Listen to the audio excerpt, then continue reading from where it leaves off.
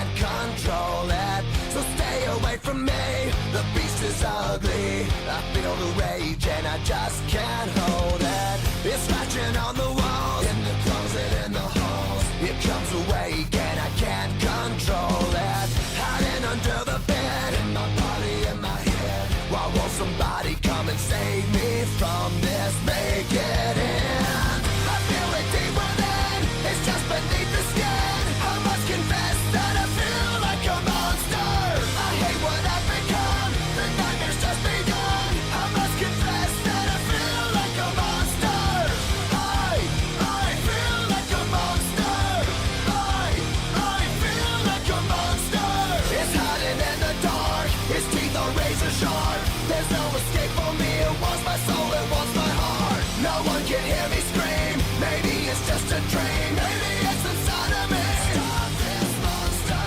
I feel it deep within, it's just beneath the skin. I must confess that I feel like a monster. I hate what I've become, the nightmare's just begun. I must confess that I feel like a monster. I feel it deep within, it's just beneath the skin. I must confess that I feel like a monster.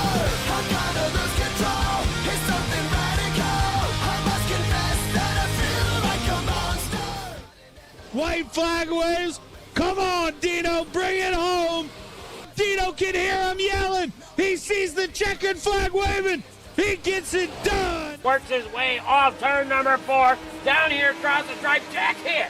We'll get your win. Clevenger wins at the Lanier National Speedway. Checkered flag wave. Give it to Putt Putt. Final lap. Here we go. Drag race down the backstretch. Who's it going to be? They're so tight coming here off the lead. And it's going to be, holy crap, it's going to be Chris Thompson. Dean Reynolds down here through 3 and 4. Coming up off, looking good and clean. He will get the win here at Vernonville. Patrick Spangler working off a 4. He will get your win here tonight at Lanier. That 280 and Jeff Sharp trying to close in on the 72. Get there, checkered flag wave. William Watson holds on.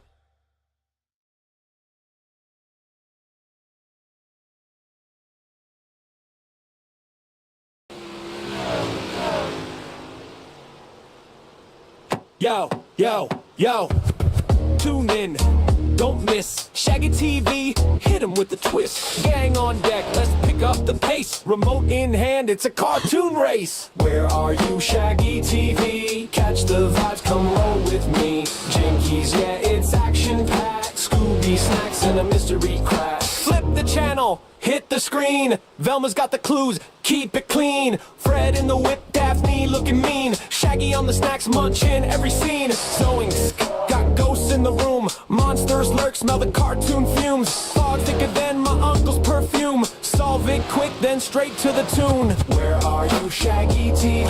Catch the vibes, come roll with me. Jinkies, yeah, it's action-packed. Scooby snacks and a mystery crack. Spooky vibes with the laugh on top. Masked villains, every case non-stop. Trapdoor falls, but the plan don't flop. To the laugh track, tick tock, tick tock.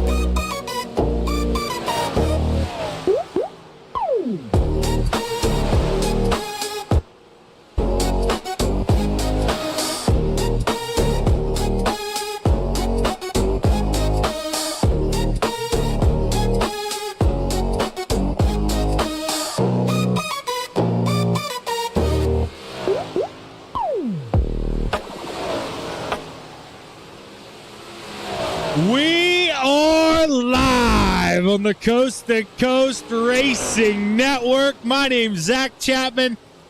And brother, it has been a long 2 weeks for me, man, and I am glad to be back here on the Coast to Coast Racing Network. I'm Zach Chapman alongside my partner in crime, Connor Ross. Connor, how we doing tonight, brother?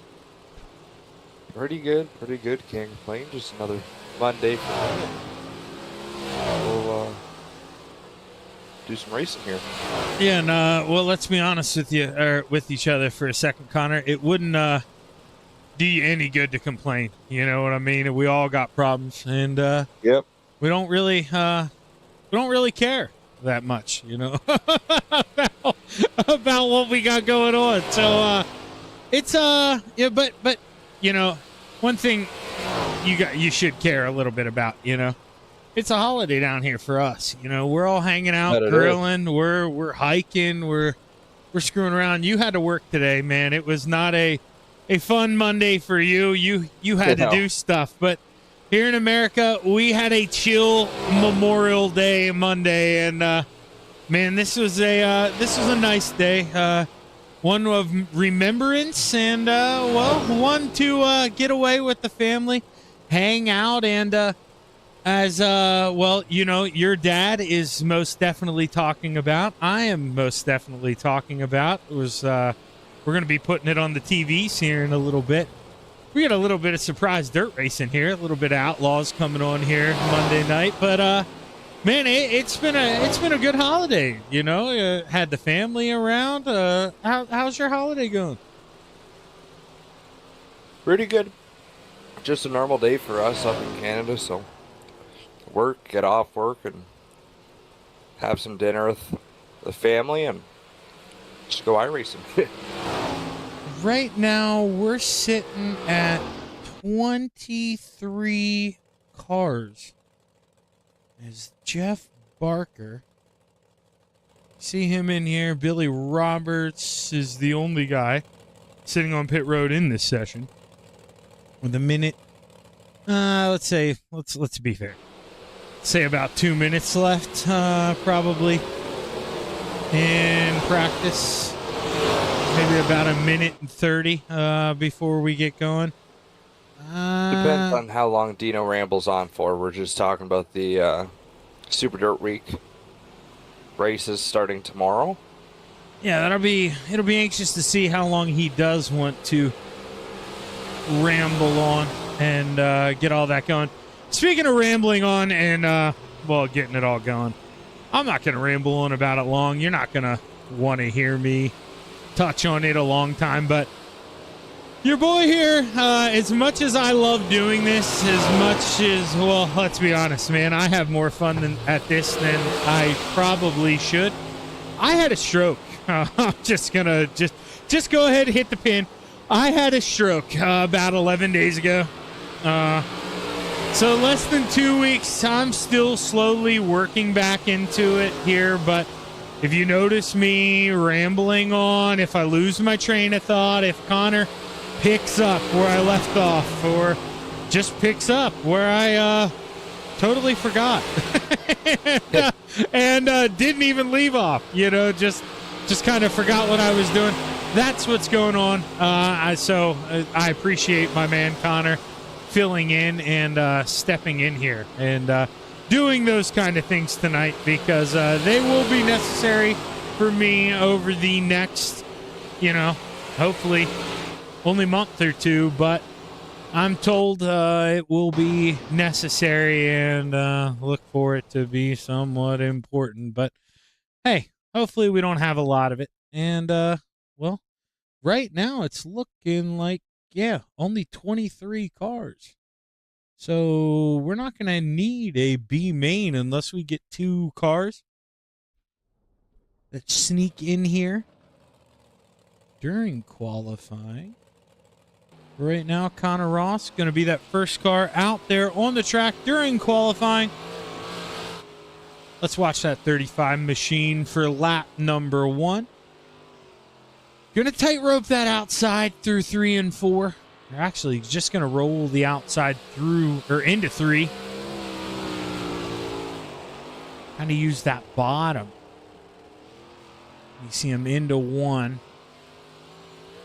Rolling it. I like this, but now really, well, you can see I didn't do my work. A lot of guys, they beat up the track here, so this is this maybe not going to be the obvious fast line here for qualifying. Guys going to have to look. They're going to have to experiment. This Connor Ross goes, well, was first, now goes fourth. Is some of my stuff. Connor, why is this? Here we go. Let's go to Anthony Morano P3. I've got Discover. Why will you not go away? You're killing me. Now you go. Sam Bachman. There we go. Jumps up to P1. I finally got it to go away. My brain is going to slip here, people. That's what I'm telling you. This is what we're all dealing with. Bachman, final time around. He's not going to improve. Doesn't need it. Brewer going to stay P2. Jeff Barker, 11th right now. That may hit an invert spot as 21, 2, 3. 3 heats. Yep, 3 heats. Weeda, Barker, and myself. All right, cool deal. There we go. You heard the man. Let's take a look at the starting lineup for heat race number 1. 8 guys make the call. Row 4 to the outside, the 147 of Michael Vecchio. To the inside, the 883 of Bud Molyneux. Row 3 to the top shelf, the 09 of the Teddy Bear, Ted York. To the inside, the 015 of the Missile, Mike Stryker. Row 2 to the top shelf, the Quick Time in the 007, Sam Bachman. To the inside, the 099 of the Gears Unlimited machine of Billy Robertson. Row 1 for heat race number 1 to the outside, the 0639 of Dylan Kinsey. And starting on the pole, the 066 of the Strut, Mike Weeder. All right, let's get this up here. Let's get that to gap. Get it off fast time. Get it up here to TV4. We'll go up here, hang out. All right, we got all the guys. We're good. Everything good here for heat race number 1. Whew. I was worried. Oh, we got Megan out there watching tonight. What's going on, Megan? What's going on, Megan?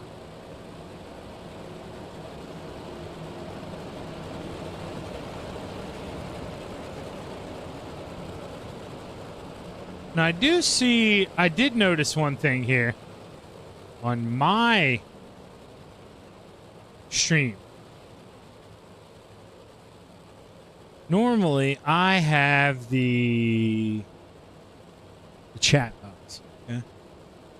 I have no idea where the chat box is, and I'm not going to be able to find the chat box. Nor do I really want to be honest with you, so I'm not going to look for it. We're not going to have it. I don't care about it. The Steve King Foundation pace car set to pull off. Take a look to the sky. The green flag is high. Let's watch it fly. 8 laps to play. Heat race number 1 is underway. Dylan Kinsey right away with a good run here off the top shelf for 2. He's got the lead going down the backstretch. Bachman here to follow. I wouldn't be surprised if you see that inside lane in 3 and 4 really be dominant here as you see Bachman pass for the lead. He gets Kisney in 3 and 4. That's crazy. Bachman wasting no time at all. He started P4, man. He went out there, got quick time, got the lead in 1 lap. Bachman picking him up and laying him down. Here he is out front. Meanwhile, battle on behind. Not much of one, a little bit of one. Robertson Weeder side by side. Bachman tapped the wall in 3 and 4 there, and that let Kinsey kind of close in, but Bachman's really strong in 1 and 2. Now you see Weeder falling a little bit, falling right into the clutches of the striker, man. Maybe the York too here. The Teddy Bear trying to give him a squeeze here in the 09 on the bottom, but he can't get a run on the bottom. Now he sees 5 laps to go here. He doesn't have much of a move. Wants to throw it in there, but Bud Molyneux, he's slipping up from behind. He's losing it. You see the top 4 there. They're kind of pulling away. I mean, Weeda, he's close to Stryker. I don't know, Connor. That's the battle. Fourth and final transfer spot. Everybody going to make the show, so I don't know if you want to get too crazy with that right now. You don't, but another position is one row ahead, so it's tempting as a driver to not battle hard. Yeah, and you can see that right now with Dylan and Billy here. Billy Roberts trying to look on the bottom. He is searching, trying to make P2, or excuse me, trying to get to P2. Working, searching, side by side, 2 sticks in the air, 2 to go. Billy Roberts, he drives it in deep. Oh, he tightens up, slides up. Oh, Dylan Kinsey back underneath. Man, oh man, no chill. There's a gnarly rock going into one, and he hit that, and it shoots you up, tightens you up, but good recovery, and only lost 1 spot, and he's still in the battle. As the white flag waves, 1 lap to go, Sam Bachman leads the show. The 007 leads the way. He is having it his way. Out front, picking him up, laying him down. Final time through 3. Off of turn number 4, Sammy B. Checkered flag waves, give it to him. The Sam Okondo wins heat race number 1, followed by Kinsey, Roberts, Weeda. Your top 4, Stryker, York, Molyneux, and Vecchio round out your field.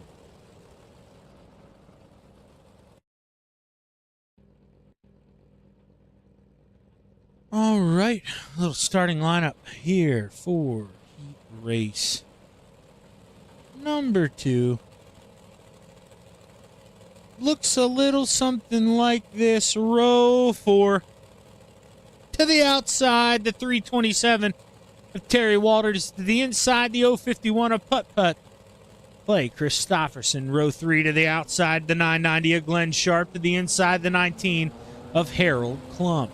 And row 2 to the high side, the 390 of Mike Brewer. To the inside, the 32 of the Ant-Man, Anthony Morano. And row 1 for heat race number 2 here at the USA International Speedway. To the outside, the 79 of Dean Reynolds. And starting on the pole, the 513 of the Brewerton Beast, Jeff Barker.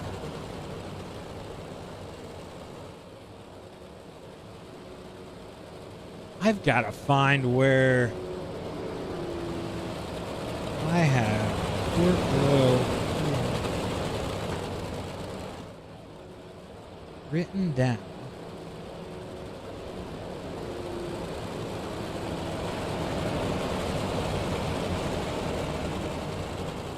Shame on me.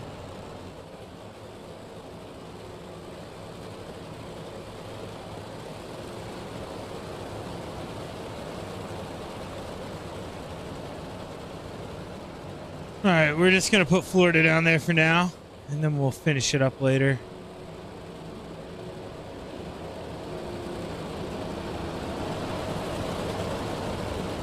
As the drivers get ready to head into 3. And off of turn number 4 for the final time. We'll see that Steve King Foundation pace car pull off. You look to that sky. The green flag is high. Let's watch it fly. 8 laps to play. Heat race number 2 is underway. Dino, oh, he got a good jump there. Jeff got off the bars, up over the rails. First and second, they're gone. That outside line's got an amazing start on the last 2 heats here. Yeah, Brewer 4th to 2nd, and Dino with the lead. Yeah, you can see it's all about that start there into 1 and 2. And Brewer, he goes down, he hits the bumps, he's got to get on the binders. Man, he gets the horse woed up in time, but it's all up Dino now. He's out front, long and gone. He is looking to escape. Can he get it gone? Brewer with an amazing 3 and 4 around the bottom, just about got side by side with Barker as Barker tags the outside wall, and he's now in 2nd. Yeah, Barker, excuse me. in the perfect spot, has the outside Brewer on the bottom in that 390 machine. You can see there the 32, the Ant-Man, Anthony Morano. He's looking to go where nobody's going, way up high, trying to go 3 wide even now. There you see the 390 able to work up in there. That's Brewer. Now you see the 51 working down low. Where do you go if you're Jeff Barker, man? You got teammates looking below you, behind you, beside you. I mean, everywhere you go, you got somebody looking, Connor. That was an amazing execution down in 3 and 4 by Brewer as he now takes back spot number 2, and we'll see if he can track down Dino for the lead.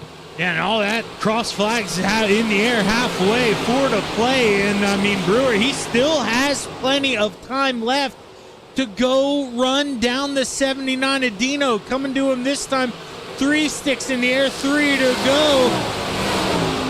3 wide behind for a brief moment. You see the 51 trying to send it in. Here comes the 32 trying to get the barrel hot on the outside. Anthony Morano, man, he's trying to do something. Brewer did cut Dino's lead into. Oh, boy! Oh, man! 2 to go, Connor. I didn't even realize the battle we were having for the last transfer spot, but it sure is a dandy. No kidding. I mean, the 51, he's got his hand in the basket now. He's got P4. It looks like it's his. But with the white flag waving, 1 lap to play, Dino, he's got his hand on the gun here. Can he pull the trigger? I mean, can he bring it home? That 39, he's looking low. He's got the drive off. He's final time down the backstretch. Can he take a peek? This is one last peek. Dino gonna protect. Final time. Off of 4. Checkered flag waves. Give it to the 79. Dino, who brings home the FTM 1, 2, 3, 4, baby. Reynolds, Brewer, Morano, Christofferson, Barker, Klump, Sharp, and Walters bring it home. Ooh. Pretty good draw you got there, Connor. As we take a look at the starting lineup for heat race number 3, William Watson rounds out the field. He's going to start shotgun on the field, row 3. Excuse me. To the outside, the 210 of Barry Wallace. To the inside, the 21, Jonathan to Hoffagen.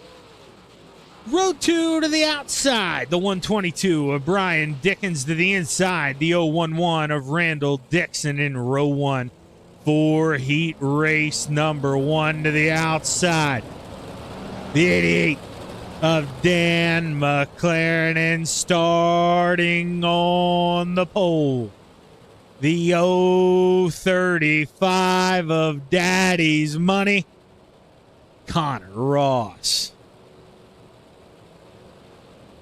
Oh, Connor. Well, we've seen 2. I mean, well, let's just call it spade a spade. I won't even screw around with it. Seen both guys on the inside screw the starts. How do we change that? How do we bring it? How do we make it better, man?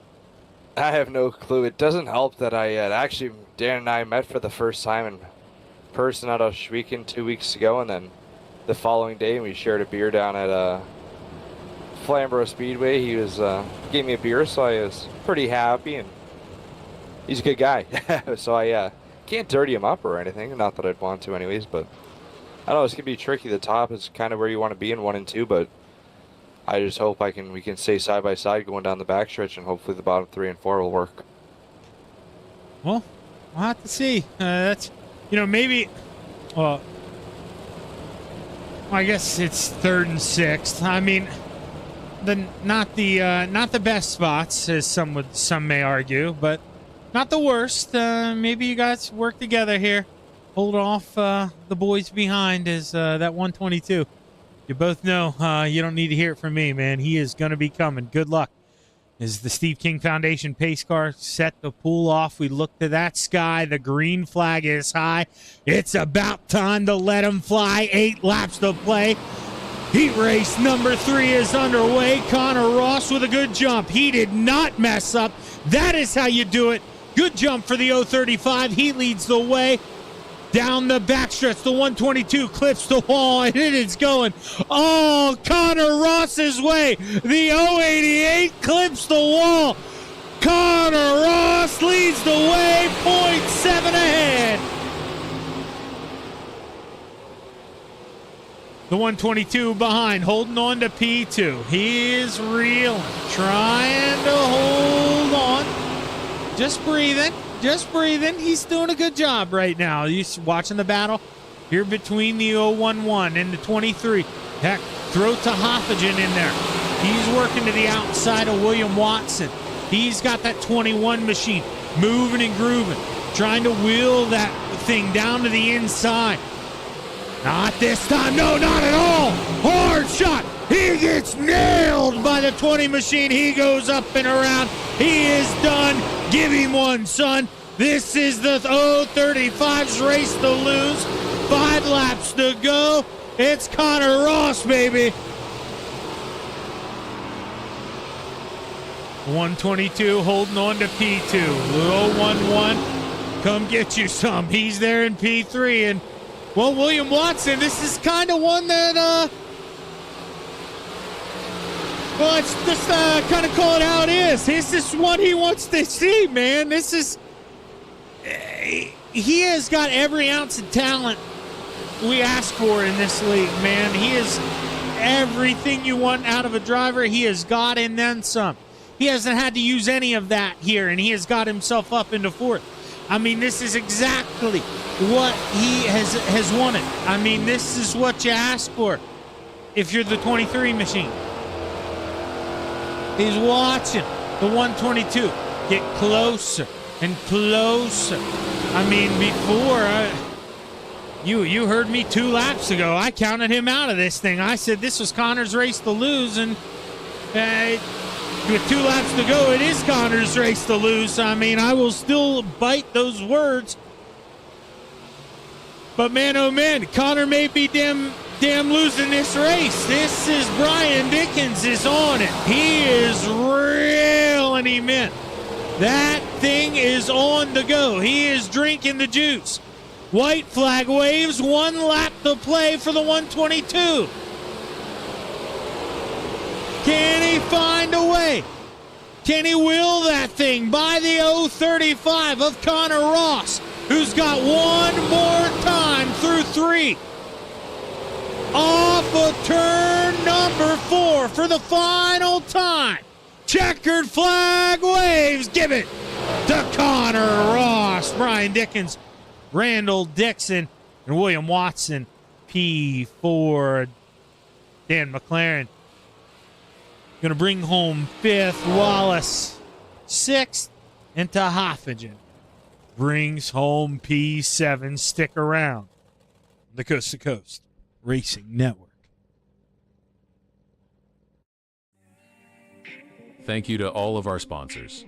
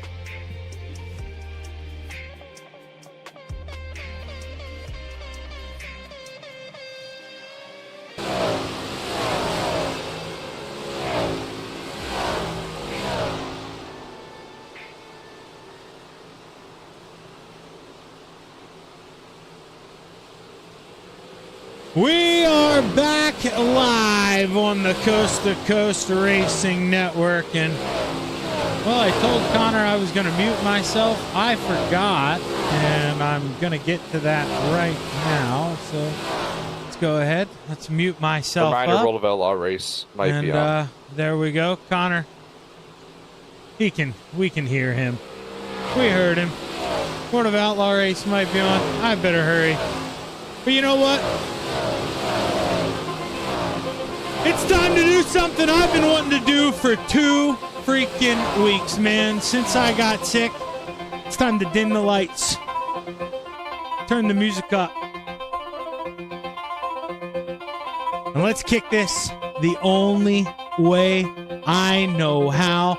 Let's get ready to take a look at your Gears Unlimited 358 modified starting lineup.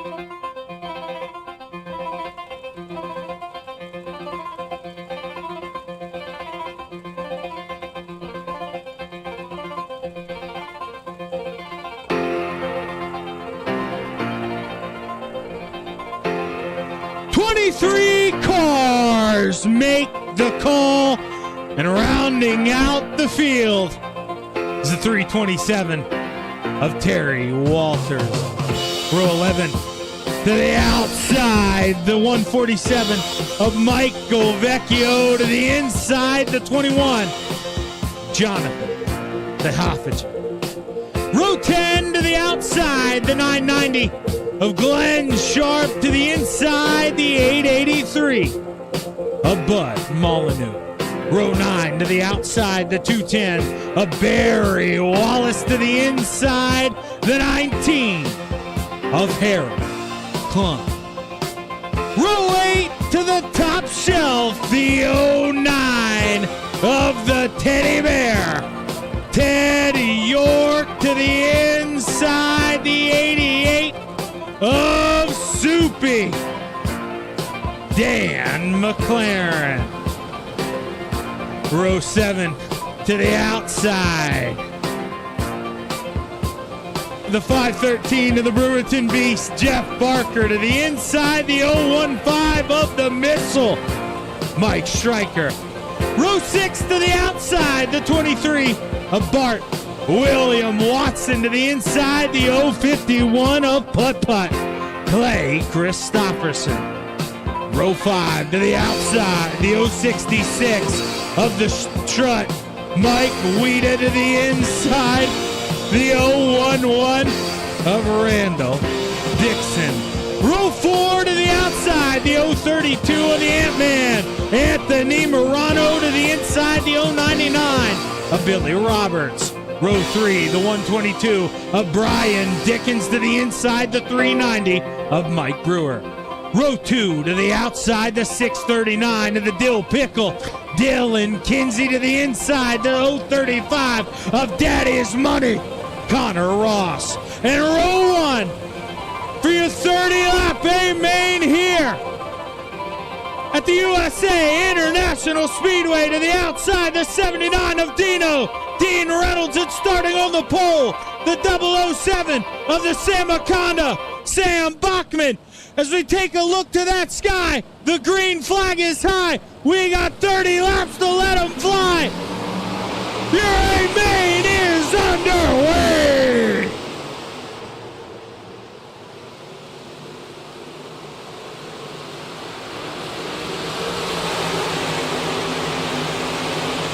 Dean Reynolds to the lead here early. It's coming. They're coming to the line.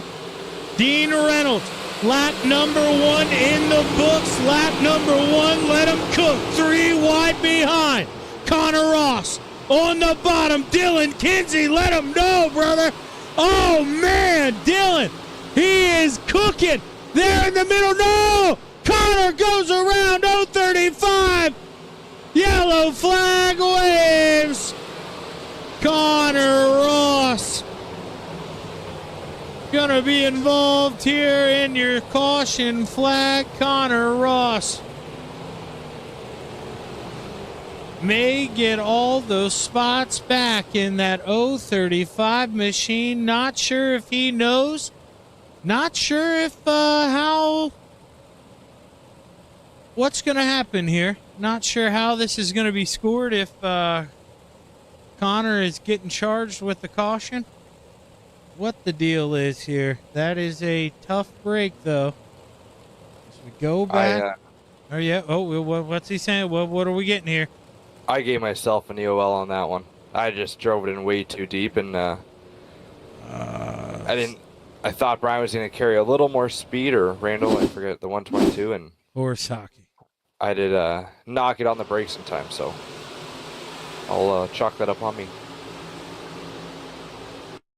I like my bonus points, though, for the 316, keeping it going, so it's got to count towards something, right?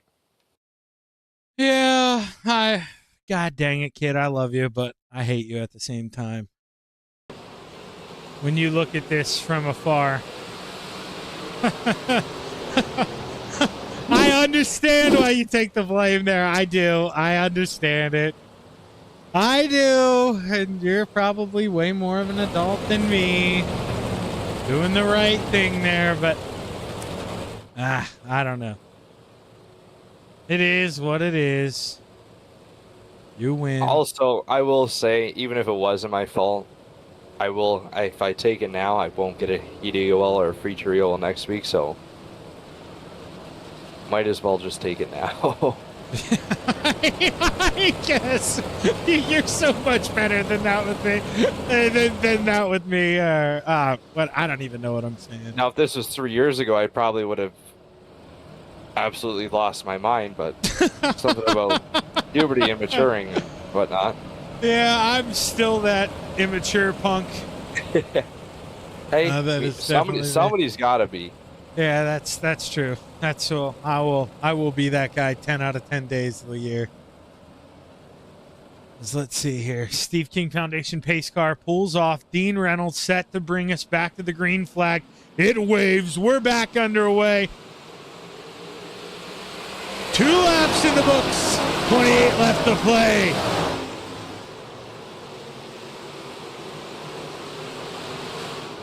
Oh. 327. Cars, everything okay from what I've seen. We're still green, still green. Everything A-okay. We continue, and that's what Dean wants to hear. Because the 3 wide behind him, and a little bit of, well, you know, let's. I love picking on Sammy. In fact, I'll use my head as the excuse. Sammy ain't going to put the pressure on Dino. Not like Dino, you know, needs him to if he wants to lose this thing. Dino's going to ride it safe down there on the bottom. Not going to slide him up too aggressively. And that's what Dean wants. That's what Dean needs. As my wife coming out here to hand me my pill and my medicine, I'm going to take this. Is it a Baja Blast? No, it was a water, and I'm handing her the water back for some reason. I'm going to keep the water out here, drink it. And everything is okay. 5 laps in the books. 4 laps left to go. 3 wide back in the back of the pack here. Here we go. This is what I'm talking about. Dan McLaren trying to race his way on up here. And remember, he came out of the B main, up 4 spots. Oh, wait, no, he didn't come out of the B main. That's right. What am I thinking? Yeah. Come on, Connor, man. Come on. I will correct you now. You did say 4 laps in and 5 to go, or 5 laps in and 4 to go. This is not the Heat Race Act. We are featured.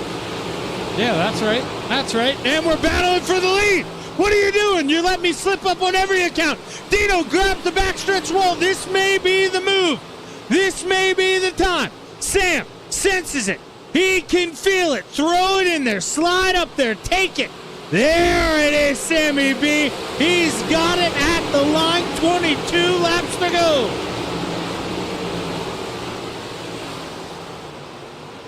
Now, Dino, can he find a way to get him back here? Sammy.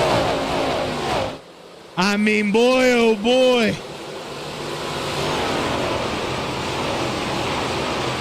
Brian Dickens. Right now, he's up 2 spots. Hanging out in 4th. He's... Man, he's trying to take bites, Connor. And you're racing, and I'm talking to you like you're announcing. I like this.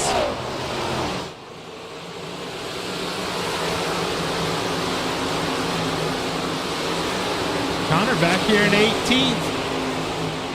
He's got the side-by-side in front of him. Where does he go? Nowhere to go. You got to go way up top if you're Connor Ross. And can't go up in that concrete. Oh!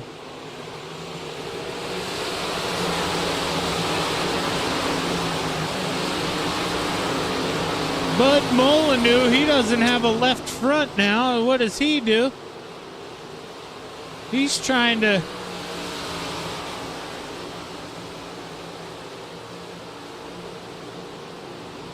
He gets it off the racetrack. We continue. Jeez. Man, oh man, somebody. Oh man. An FTM 123. They want this thing to stay green. Obviously, 18 to go here. This thing, it's got a lifetime of racing left in it. If these guys will let it. I mean, Dino is trying to come back at Sam Bachman any way, shape, or form. His slide job into 1. Come get you some, Dino. Here we go.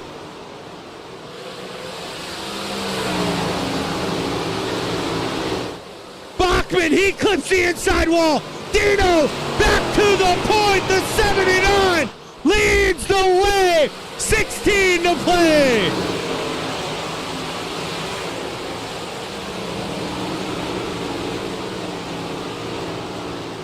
What are we doing behind? Oh, a little bit of slide job there. Contact between the 32. Oh, boy. Oh, look at that big move by William Watson. Slide job by the 23. William Watson. Discounts cheap down. Man, you can get them cheap down here in Florida. Oh, boy, 2 for 1. Up 4 spots here in that 23 machine. Dylan Kinsey trying to hold on to 3rd. Slide job on the 122. Slide job for the lead. Here we go. All over the place.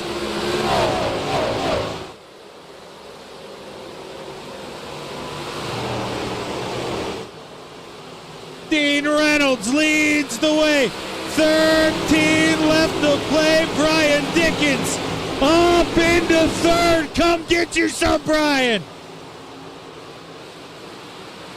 Oh, man. Oh, boy, Billy Roberts. He just shoved his foot in the door. Welcome to P4. Yellow flag waves.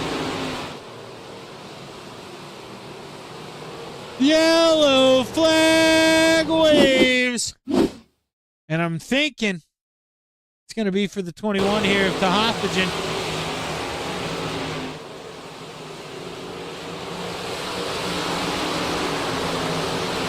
There, he just got punted around by the 19 and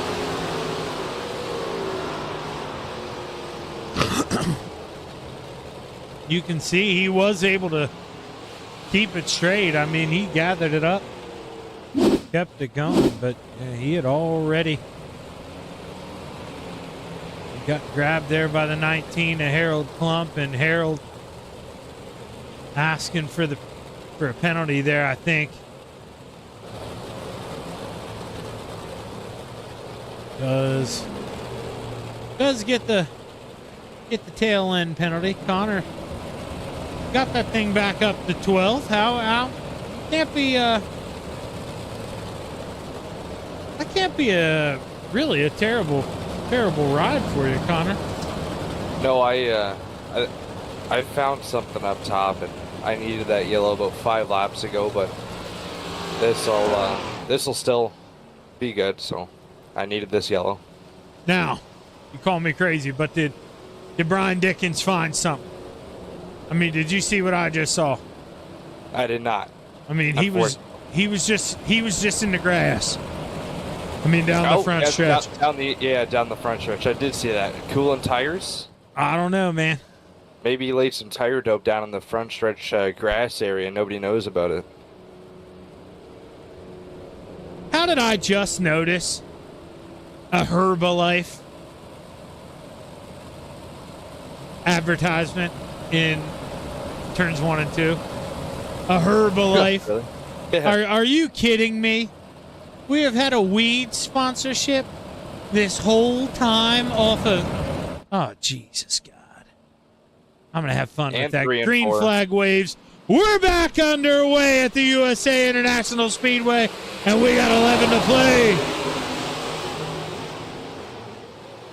Oh, that 122, he made it work, baby. He made it work. Brian Roberts. I just merged their names. Billy Roberts, Brian Dickens. I merged them. There's somehow one driver, and Clay Christopherson's coming for them both. Oh, Billy Roberts on the bottom.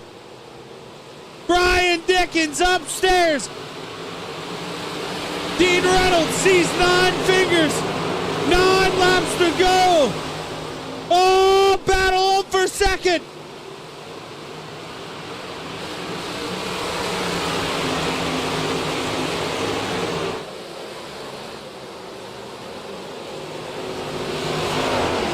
Dean Reynolds, no chill, man. He cannot mess up 8 to play.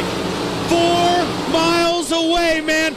He is hooking up. He is feeling good. He is 8 laps away from winning this thing.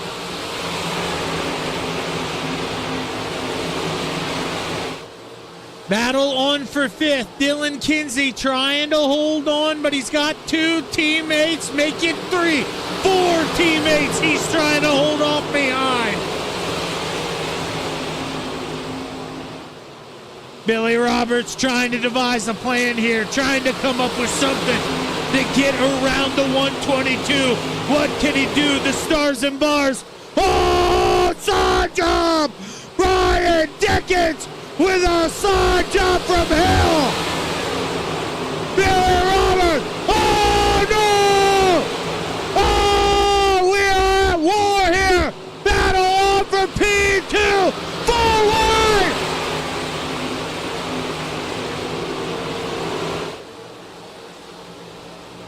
How are they making it work? All I know is Dino is gone. He's checked out of the hotel. 5 to go.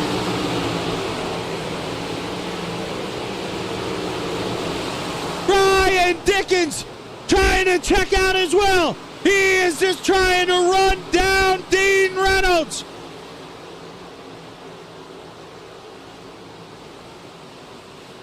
Four laps to go for the 79 of Dino.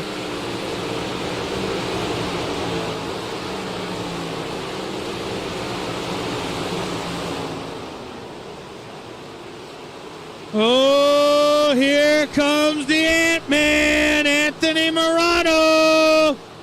What's he do? Where's he go? Side jump.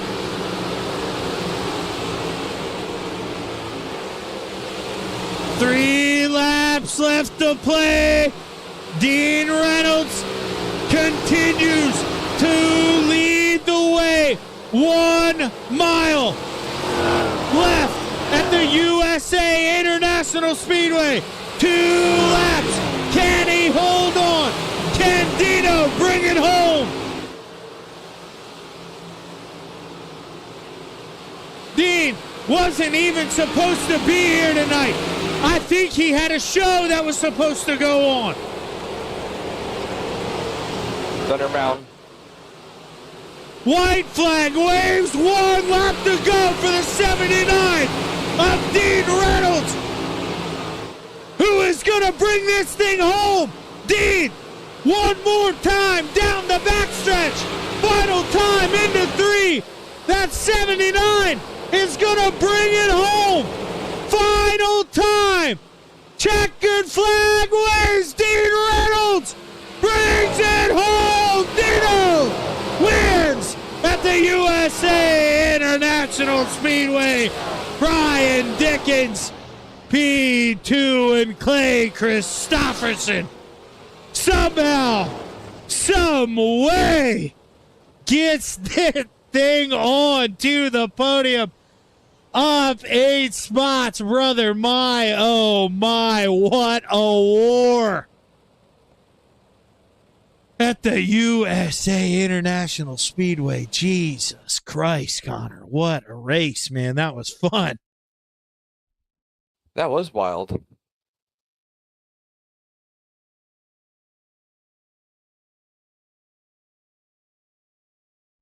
Man, it's not very often that I gotta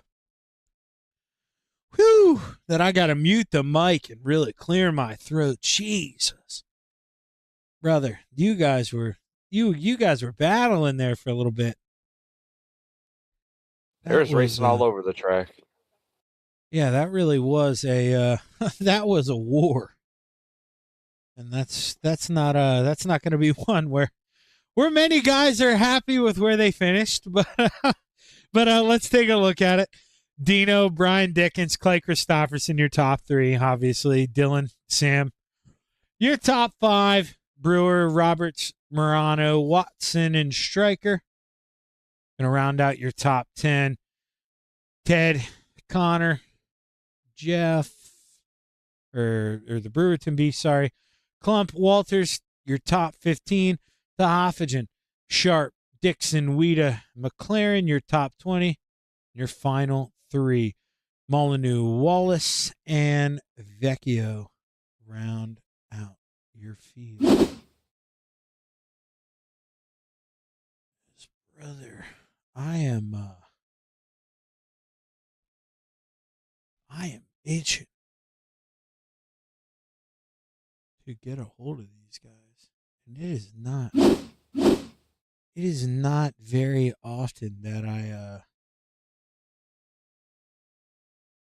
scroll on back and we get, what is that, a 17 lap green flag run? I mean, dude, these Something guys, like that. It was a long time. yeah, these guys were throwing bombs to bring out the close. Let's here is I've got the camera. Why isn't my brain working? I know I'm forgetting one thing.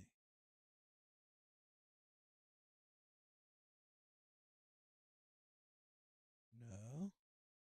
We don't want to show race data. We don't want to show. What do I want to show?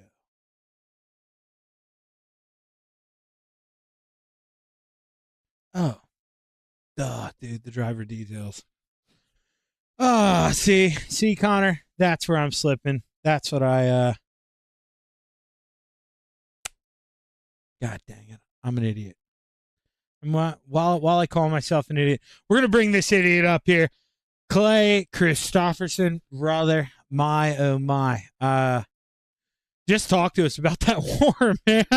I mean, dude, there are so many times where I was kind of, watching, let's say, the battle for 6th, the battle for 5th, and brother, you'd sneak up in there in 7th or 8th spot, just huddling up around the back, and man, you'd snooker them both. I just wait for the right time. That's what I'm saying, man. That was your strategy tonight. Talk to us about it, man. It was fun to watch. Yeah, I mean, there was so much slider line that it was tough to hold a line and be quick without having to slow down a little bit for traffic. So I just went where nobody was, and I was very bottom of 3 and 4 and staying there, and kind of running middle on 1 and 2 for a little bit. but kind of got stuck down at the bottom, which I was making work. But I wanted middle 1 and 2. Now, obviously, coming down towards the end, I want to say about 6, 7 to go. You were up there in fourth, fifth, and obviously, you'd love to get up there and think about second, third, but you weren't really at that spot yet, and let alone even first. But when you make that move and you get into third, I want to say you got 2 of the guys on the bottom through 3 and 4. I want to say was the big move, and then they made contact, and then you got 2 more. Brother, I mean, what were you thinking by the time you got there? Now, I mean, that contact with those guys in front of you, not much you could do to the. Sorry, I went through the stroke. I swear to God, I was good all night, and then we get into this, and I'm trying to piece this together. But let's try something different. You got up to 6th with about 10 to go. You talk to us about it. You give us the play-by-play. What did you experience? For a while, I felt the car flatten out for a bit, where it wasn't really making up ground, but it wasn't losing ground. And then that last caution came out, and the car just was a rocket on the bottom on 3 and 4. I don't know if everyone just didn't have the momentum built up or not. I had a 509 gear in, where it sounded like everyone was in like the 20s and 30s. So the car was on a rail. It took a little bit to get there. Towards the last, say 5, when I was fighting for third there, I knew I had the car. I just knew I didn't have the time. So I was just kind of focusing on trying to get past Dylan on the last lap. Well, man, you know what they say. You had the car, but just, hey, ran out of time. But at the end of the day, 30 laps, you got to take what you can get, right? And P3, that's a pretty good run. So how we feeling, man? Third place, congrats. Jesus Christ, brother. How are we feeling about it? Pretty good. I don't mind a third place. I mean, even a podium, come chatting with you guys is awesome. So, no, like I said, the car felt phenomenal. Just ran out of time and took too long to make that car feel good. But no, the car was a rocket at the end. Well, hey, man, who you want to thank? All you guys for putting this on. All the guys at FTM and Swan Speed Shop for 358 and Big Box. I'm going to get better with these, Clay. I won't suck forever. Congratulations, fine, brother. man. Good luck, man. Thanks, sir. Clay Christopherson bringing home P3, and now we get to talk to the man who, well, let's be honest, I'm not talking to him in P2 too often. Brian Dickens. Brian, how are we feeling after the P2, man? 1 shy, but still a pretty good run, man. Yeah, it was a pretty good run. I thought I had something about 5 to go after that caution or so, but Dean went to the bottom, and I couldn't make any ground on him. He did a good job. Yeah, I mean, obviously, the caution or the contact, kind of spreads you guys out. And what were you thinking at that point when you get roughed up a little bit? Were you thinking, hey, I got a battle for second? Can I maybe run down Dean? I mean, what's going through your mind at that point in time? I was wanting to run Dean down. I mean, I felt confident I could there for how I was running at that point. And then he just went to the bottom, and he was just hitting it right. So there's nothing I can do. I tried. I went to the bottom myself a little bit as well, but I couldn't make it work. No, man, and especially, I mean, it's something, well, Connor and I haven't had to deal with in a long time because, well, I've been up here. He's been racing lonesome. But, when when you don't have any of your teammates out there and you're kind of trying to do it yourself, it's not that easy. And, the fact that, Brian, you're up here, I mean, damn near every week on the podium, and you're putting up the fight with these guys. I mean, it says wonders about you, man. And it's awesome watching you go toe-to-toe with not just Dean, but, I mean, hell, no matter who it is, Clay, William. I mean, no matter who it is, you're right there going at them every week, and it's fun to watch. So congratulations on that P2, Brian. Don't hang your head on that, man. Don't let that get you down at all. That is a hell of a good run. Congratulations. Who you want to thank? I want to thank Hammer Down Racing, Dirt Track Bank, Joe, Kurt, BT, Mike. I want to thank everybody at C2C who's sponsoring tonight. It's Gears Unlimited. Oh my god, I'm looking right at it and I can't even say it. All right, well, thank Gears Unlimited, Billy, as well. I want to thank you for doing the broadcast, doing a great job as always. Like I said, congrats to Dean. Hell of a job tonight. And yeah, I love running with those guys, and they definitely do not make it easy on me. No, no, man, no. To say the least, you're the odd man out, and it has been fun watching you go to war with these guys. Congratulations on the great run, Brian. Keep it up, man. All right, thanks, dude. Brian Dickens bringing home the P2, and now, well, we get to talk. We get to bring up the bell of the ball here, Connor, Brett, Dean Reynolds, Dino. That was a. Well, let's be honest with you, man. This is a tale of not even 2 races. It was 3. You start off pretty much perfect, okay, and you gave it away. I want to say lap 7, lap 8. You rode the backstretch wall, the entire back straightaway. Yeah, there you go. See, you understand. And then we get it back whenever I want to say Sam he did something similar. I want to say, or did he get in the wall and going into 3?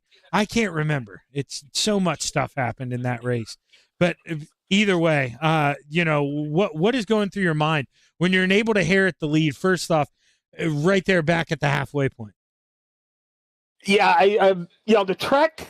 We talked about this before. USA, even though it's a track with a lot of speed and size, it's one of the most technical tracks. And I tell you what, that track changed 3 times during that race. You're saying it's a tale of 3 races. It was for me as well, because that track just changed, and I didn't know what lanes were working, and sometimes it worked one lap and sometimes it didn't work, and we were all over the place. Me in 3 and 4, I was doing that slider line that worked for me the last time I ran here in 1 year, but it got pushed out so far, and the slick was so wide in 3 and 4, it kind of went away around, I don't know, lap 20 or so, right after that last restart. And then I'll admit, I heard a motor underneath me. I knew Sam was behind me because I heard him, and actually looked in the mirror when I do the slider, and he's doing the slider line behind me. And then all of a sudden I heard a motor, and I'm looking, I go, son of a bitch, that's Dickens down there. And Brian is good on the bottom, and he's the only one better, I think, is Clay. Clay is so good down there. But I go, I wonder if the bottom's coming in at 3 and 4. And I said, you know what, I'm going to change things up and go in the bottom of 3 and 4, because I already abandoned the top of 1 and 2 and went to the bottom down there. And when I went to the bottom of 3 and 4, I was 1.5 faster than the lap before doing that slider line. And I said, you know what, they're going to have to get me on the outside, or I'm going to have to make a mistake. And I was just going to stay down there. And but you're right, I just love USA. It's my favorite track. I like going fast. When I was ripping that top and doing sliders with Sam, when we're throwing those bombs at each other, I mean, I was sitting there going, Yahoo! And stuff. I really was. That was so much fun.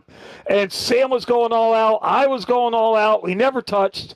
There was times in 1 and 2, I don't think I lifted when I ran up against that wall.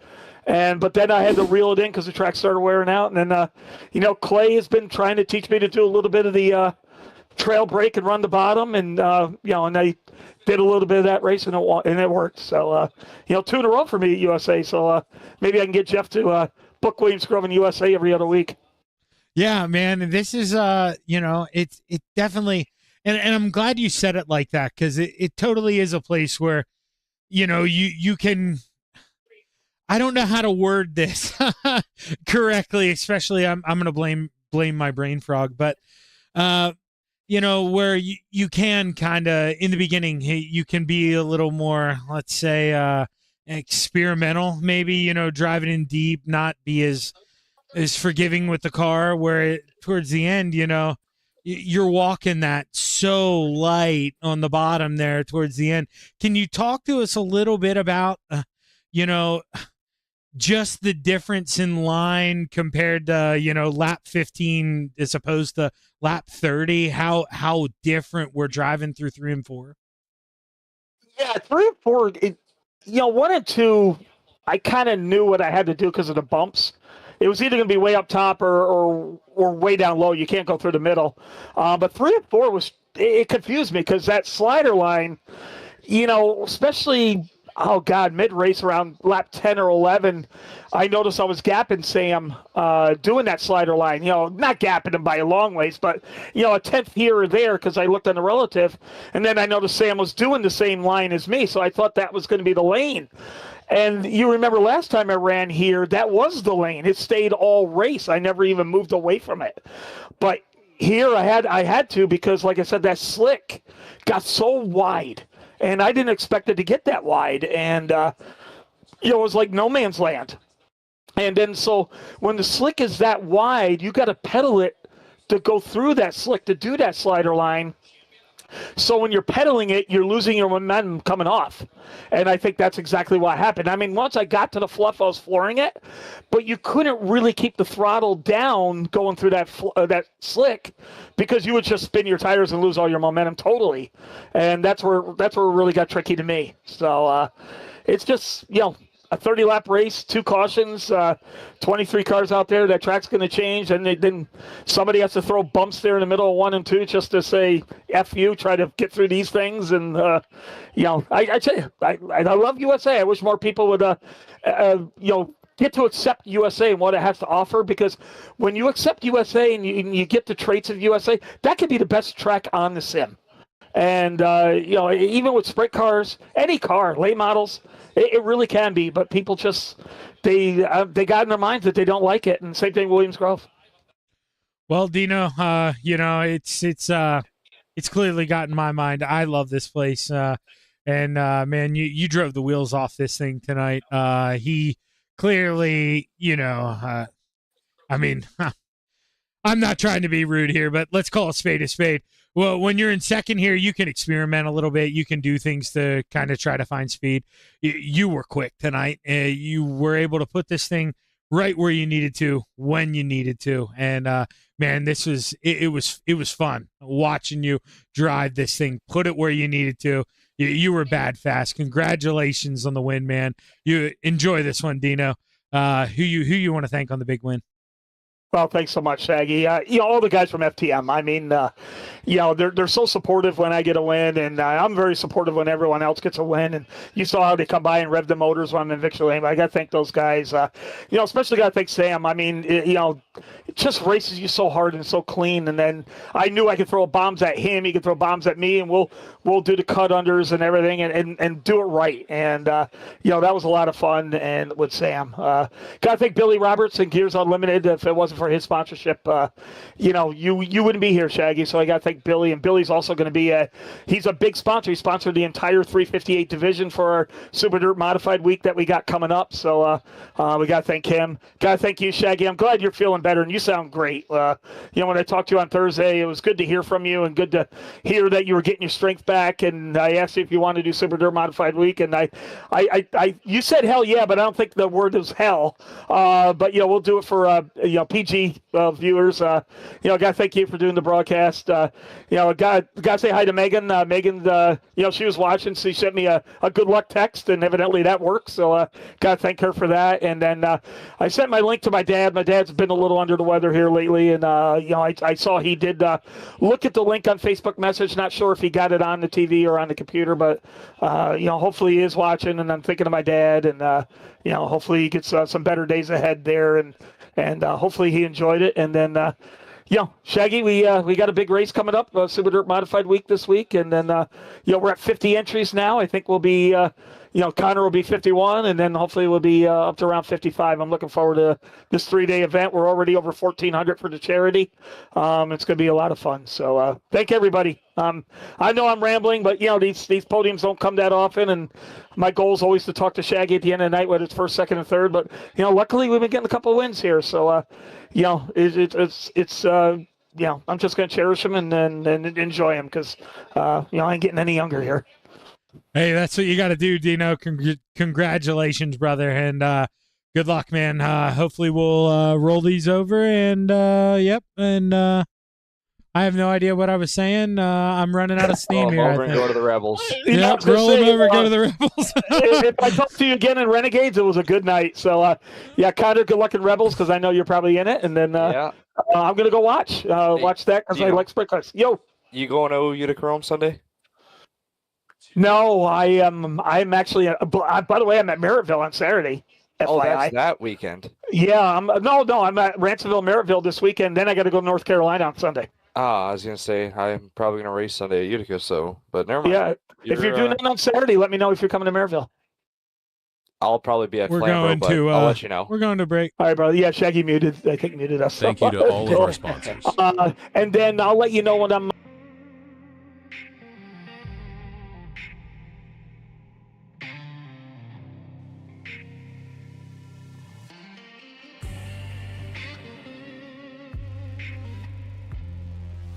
Yeah, Dean was right. I did mute you guys. Yeah, I threw it over.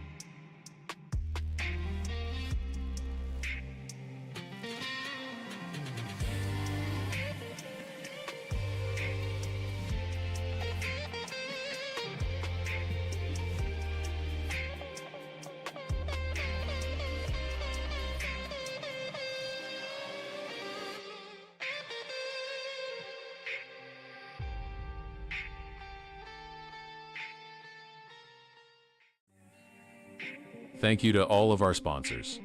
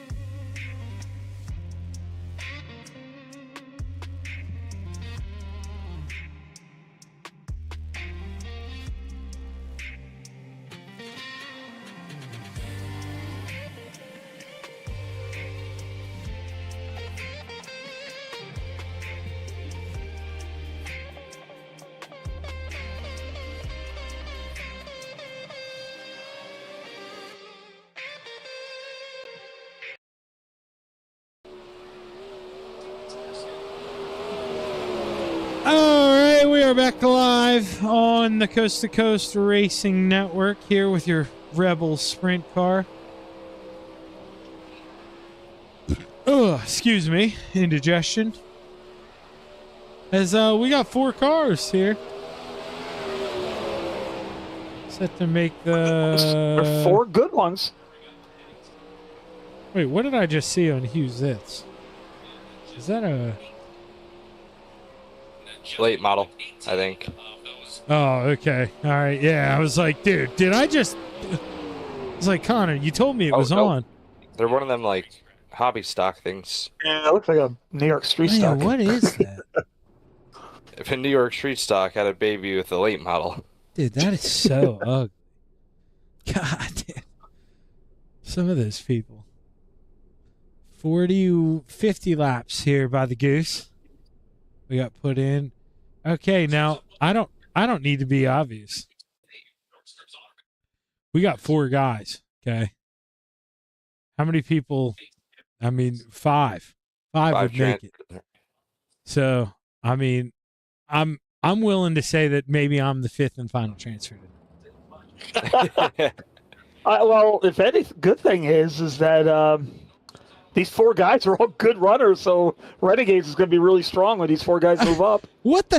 That's excuse me, but what the hell is wrong with you guys? Why do three of you guys go out at the same time? There, Jeremy Christensen's out there right now. Dan McLaren, he just crossed the line. Connor Ross is about to cross the line. And then we'll have nobody in qualifying. It takes so long to get around here. You actually got to do that. Oh, yeah, I guess you're right. Before the 2 minutes. Yeah, I guess you're right. Let's watch Christensen here, lap number 1. Let's see what his opening salvo time is. Oh, wait, McLaren actually. Oh, daddy's money. Wait, how did Ross and McLaren put what? Are you delayed? No, Ross and McLaren put in a time. Christensen, he just got one. Oh, maybe he clipped the wall the first time around. You can do that on the back straightaway. Yeah, he must have clipped the wall the first time. And Connor, quick time with an 283. He goes fast the second time around. 490, 510, 552 for Cote. Now, here, what does Cote decide to do? Does he want the invert? It's a full field invert tonight.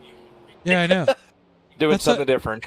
I know. If I timed that 4th, I would have just said, "Heck on my second lap." That's what I'm saying. Yeah, that's what I was thinking if I was Cote. Just on the outside of the heat, maybe, because sometimes that's an advantage here. So he did run that second time. Now it didn't improve. But all right. So all 4 guys have qualified. We'll run our one and only heat. I swear to God, if this goes 2 heat races, there we go. Okay, let's take a look. Starting lineup. I mean, do we need to pull up the grid? No. Connor Ross, he's your quick time. He's going to start 4th on the outside of row 2 to the inside. The 88 of Soupy Dan McLaren in row 1 for heat 1. To the outside, the 016 of Jeremy Christensen, and starting on the pole, the 11 of Chad Cote. And, well, Connor, you went out here. You got quick time for some reason. You know, you wanted to make it harder on yourself here. How do we go back here and get quick time? What do you do now? Yeah, but bonus points. He got 5 bonus points. I was hoping to run for points, and then I kind of forgot that I'm usually in the shop Mondays and not. I don't know, my shop nights have been bouncing back and forth, so it doesn't matter. But it's a tacky track, so it'll be tough, especially coming from 4th. And the top 3 are really fast, so it'll be a challenge. But I just got to keep telling myself we all make it to the A main and then Renegade. So I've known Connor to land in the grandstand even with 4 cars. But Shaggy, the important thing is we have the Goose, we have Soup, and we have Daddy's money. What are you going to give Jeremy for a nickname? My dad's out of money. Oh, dude. I'll still take the nickname though. I am in no nickname giving shape or form right now. There's no way. I am trying to. I'm thanking God that there are only 4 guys here. I can save a little bit, or try to save a little bit, bring a little back for the A main here. But I have no idea. Eight laps. This should go fairly quick. I know It's going to be a good race no matter what. We'll be pulling off. He underfueled his car. Oh. So on the bright side, it was a good night to do that. As I So told him. he left the qualifying set in, huh? Yeah. Yeah, he'll make it to lap 3. Who did that? Jeremy. Christian. Yeah. Oh my God. Okay, so look for Christensen to pull off as the green flag waves. Heat race number 1 is underway. I think he's going to be really fast here for a couple laps. Oh no! Oh, Christensen gonna get up and out of the way. Oh, there we go. Connor ran over Dan McLaren. When Dan got a little loose, Connor said, "Well, nothing he could do there." And well, what's the weather like up in North Carolina, or I mean up in New York, Dino? No, it's actually not too bad. It's about 62 and sunny today, so it was a good day. I worked all day, even though it's Memorial Day. I got Memorial Day. The phone doesn't go off a lot, so we got a lot of work done today. Oh, You guys man. are supposed to be at Thunder Mountain tonight, right? Yeah, they got so much rain over the last 2 nights that they canceled yesterday because it was going to be a muddy mess. I don't understand where Genesee is, but I swear every track in New York State will rain out except Genesee. It's in Batavia. It's not too far. Okay, yep. Nope, I know where that is. Five Guys Burger joint at that exit. In all seriousness, Shaggy, for new members and people that are watching, Rebels is a sprint car division that's open to absolutely everybody in the Coast to Coast League. That's not in Renegades. Renegades is what's considered the A division, and there's, I think, 24, 26 drivers that get invited to run Renegades. And then there's 112 members in Coast to Coast. Every one of those can run Rebels if they don't know that. And so maybe that, hopefully helps in getting a bigger field here in 2 weeks. But, it's open set 360s, and it's a lot of fun. Yeah, it definitely is. And, I was one of those guys that I'd like to pride myself as a Rebel sprint car, an enthusiast, I would say, whenever that was back when, man, we were running, 4 sprint car divisions. I mean, we would run a D, then we would have, there was a C, a B, and an A. I mean, that was way back in the day. It was Rustlers, Raiders, Rebels, and Renegades. Yeah, those were...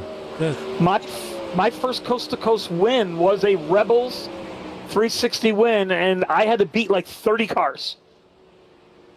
And that was my first ever nighttime Coast to Coast win. See the checkered flag waves. Connor Ross bringing home P2 there. I thought we were worried about him running out of gas. Nope. I said that too, and then I realized he was on my inside there. He's right behind you. Yeah, he ended up, that was a good battle there. I thought Ross and Christensen, I didn't think that was going to be much of one there, but we'll step away here for a quick 2-3 minute break, and we'll be right back here on the Coast to Coast Racing Network. Thank you to all of our sponsors.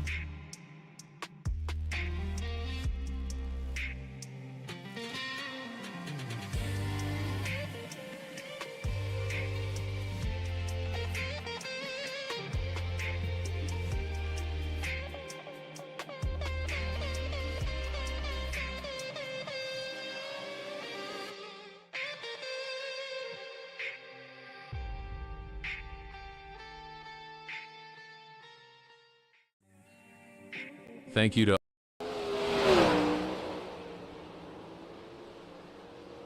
Alrighty, we are back live here on the Coast to Coast Racing Network.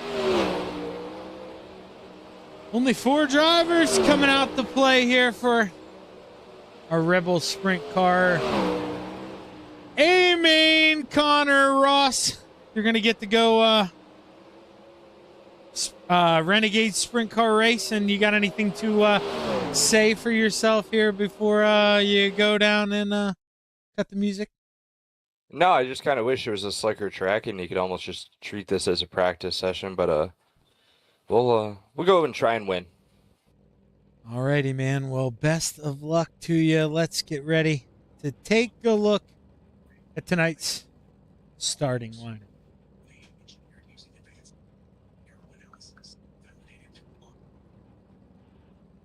Four cars make the call. Row 2 to the outside. The 88 of Soupy. Dan McLaren to the inside. The 016 of Jeremy Christensen. And row 1. For your Rebel Sprint Car. 30 lap. A-Main. To the outside, the 035 of Connor Ross, and starting on the pole, the popsicle sticks of the Goose, Chad Cote.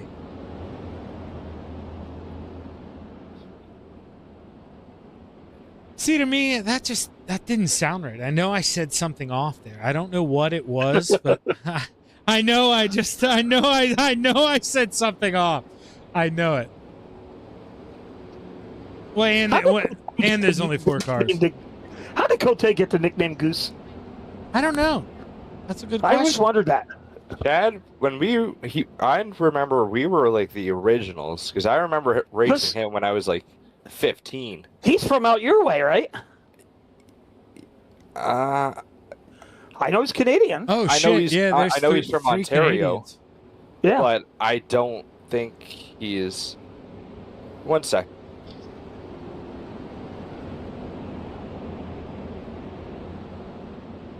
Oh yeah, he is. Jesus. Yep. God, he's right next to Maryville. All right, dude. I'm rooting for Jeremy this one. No doubt in my mind. Go America. In his hometown, Saturday. All right, here we go. Let's find... What camera do I want here? Otter. One of them. Spectator... Nah.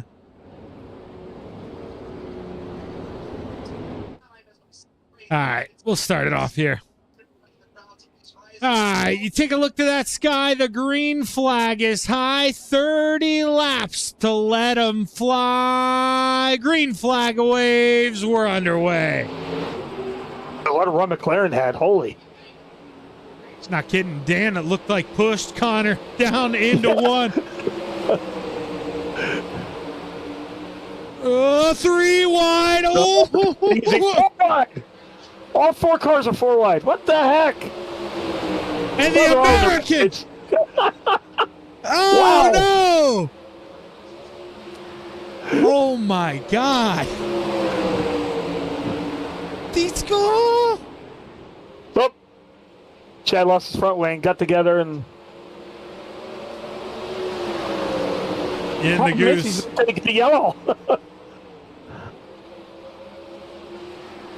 Nope. And Yeah, now you got to think that may do it for Chad, because now he's not going to want to bring out a caution here intentionally. No front Dan wing. also Gonna be on the loaded field. the wrong setup. No wonder he was fast. Wait, who? What happened? McLaren Dan, put in the wrong setup. He's out of fuel. No wonder he's fast. Oh He must my have a God. qualifying setup. Oh my God! Fuel, bigger gear. That's why. And if he doesn't we make it to were the pit, Cote's gonna down get to his yellow. 3. Cote's gonna get his yellow if he doesn't make it. No, he made it. He made it. Okay. Now Connor's gonna have to think about this here. Well, you know what? Let's do something we haven't done in a long time. We're gonna run. Oh wait, no, that's the wrong camera. That is not. We're gonna run on board with Connor here for about 3, 4, maybe 5. Oh my God. Yeah, you can do it really. Oh my God.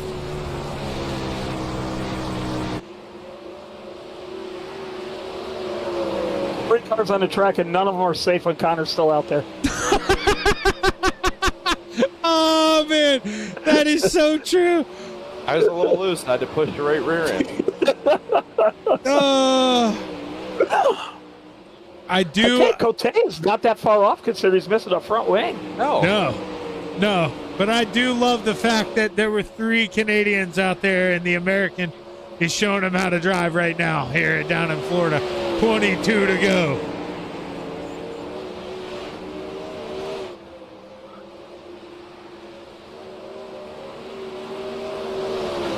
Cote, he's just hanging out right now. I mean, if we could maybe, you know, get a caution flag. I don't know how much he's gonna get everybody else to agree to one. Dan McLaren, he's just hanging out. Fortunately, with this net code issue that we have, they barely touched, and you net code into each other. Kind of like what we did in the matinee on that front straightaway there, Shaggy. It's just a netcode thing with iRacing. That's what caused them to not get off each other, and then unfortunately it rips Cote's front wing off. Now, I swear to God, Connor, if you go in there and if you do it, Yep.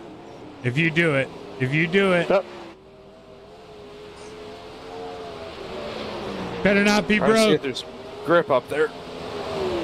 No, we're not broke. Canadian steel, man. Oh my God. He runs a crate. He's got steel wheels. Exactly.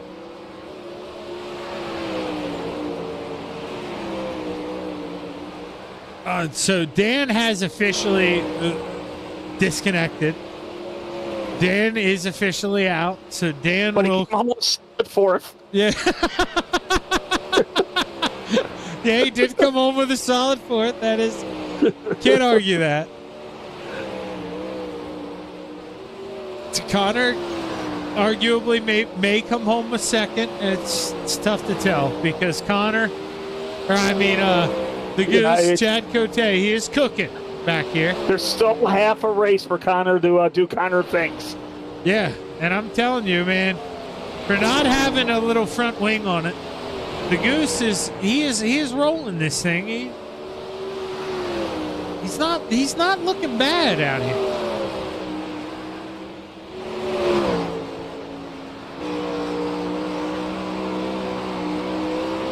It's got to be something that he gave himself because his wing says the Goose. Is he a fan of Top Gun? Maybe he is a Top Gun. Yeah, who knows? I've never seen him in person.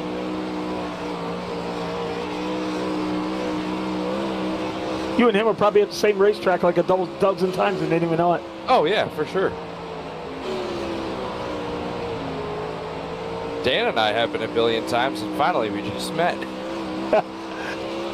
Well, there's a restaurant I like to eat that's right on the Welland Canal. And that's where I'm going to be on Saturday. There's So, a few of them. I'm wondering if Jeremy Christensen can low-key sneak up on these guys and lap them. If I keep fencing myself, there's a great possibility. yeah, Chad's actually doing I'm on his car right now. You could tell the front end is messed up, and he's really got a handful. 30 nonstop laps of the car he's got. He's going to be tired at the end of this race.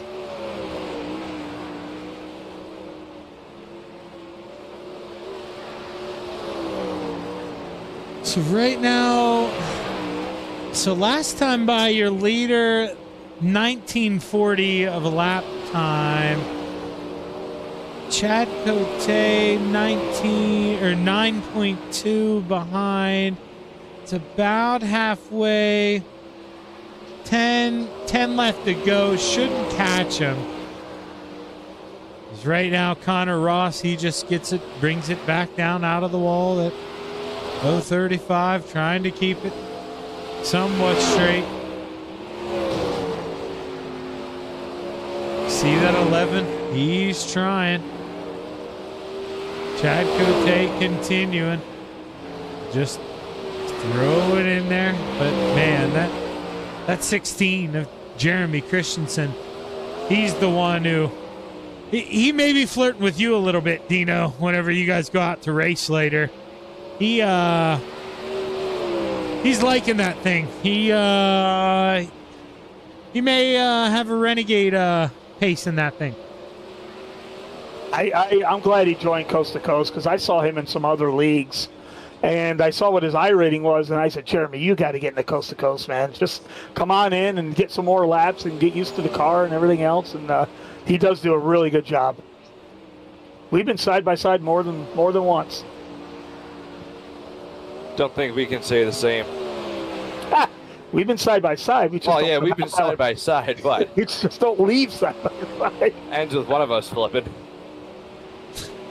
Now, obviously, you know, I don't mean to poke the bear here, but never mind. I'll just shut up because Connor just got in the wall there. But Connor had chewed up that gap down to almost 4 seconds. It's down. It's up to over 6 now, as the leader rolls off at 2 down the backstretch into 3, 5 laps to go. Ross, Cote, 10 and 10.5. This is going to be how it finishes. Should No, it's stay not. green the rest of the way. No, it's not. I'm like up in the wall. Oh, yeah. Yep, yellow flag. There's a yellow? Oh, I backed out. Yeah, I was stuck in the fence. Yellow flag waves. Goose has got a chance. Yes, he does. He better go down and pit. That's embarrassing. Sorry. Sorry. I mean, it's really not all right. Either way, you're gonna finish. You're gonna finish third. You know. Yeah.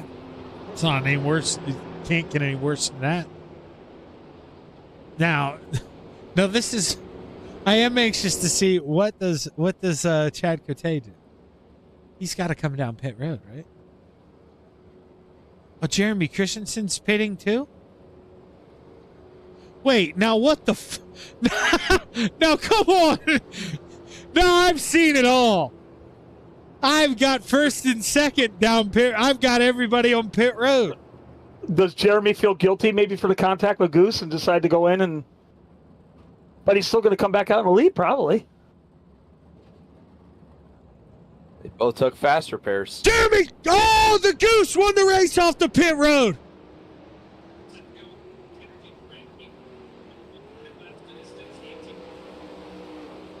The Goose won the race off pit road. Are you kidding me?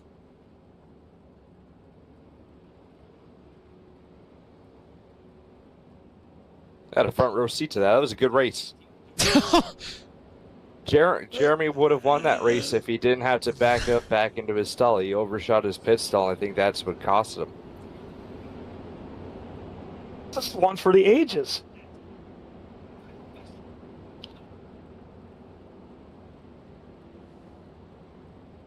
Yeah, and for some reason, my caution laps are counting. They're under... Changed to white.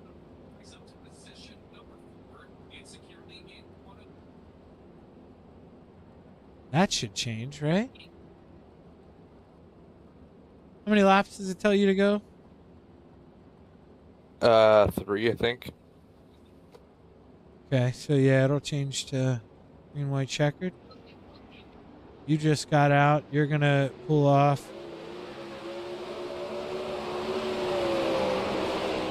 3 laps to go. We're back underway. Okay. BK okay doing that weird thing where it's counting down laps and then you got to go green and it clicks back. Yeah. That's what it was doing. Now it's got kind of, there we go, back on the lead lap. 2 laps to go. Chad Cote is going to win this thing. If Jeremy Christensen doesn't find a way around him, he's got a half a second to chew up. White flag set to wave. 1 lap to go. Chad Cote. Can he bring it home? He is 1 lap away. Here we go, Goose. Fly. Fly, Goose. Spread those wings, Leonard Eat. Flap. Flap. The Goose wins in Florida. He brings it home at the USA International Speedway. Oh, man, he just edges out Jeremy Christensen. Connor Ross wrecks again. Got to make a 3-horse race sound exciting. Can he bring home 3rd? He can't. Connor Ross. Oh, I got to AI his photo in the podium. Nope, I'll be there with no wings. Oh, no, he is going to make it. He is going to make it. He actually... The little engine that could. The little engine that could. I'm just thankful they passed the start-finish line, so I did complete the race. Oh, Jesus Christ. We made it. One of the most entertaining races. Oh, my God. Oh. I've got no right front, no nose wing, no top wing. That's a good photo, Dean. You brought home your USAC race. You USAC car. Yeah, it's also a dwarf car.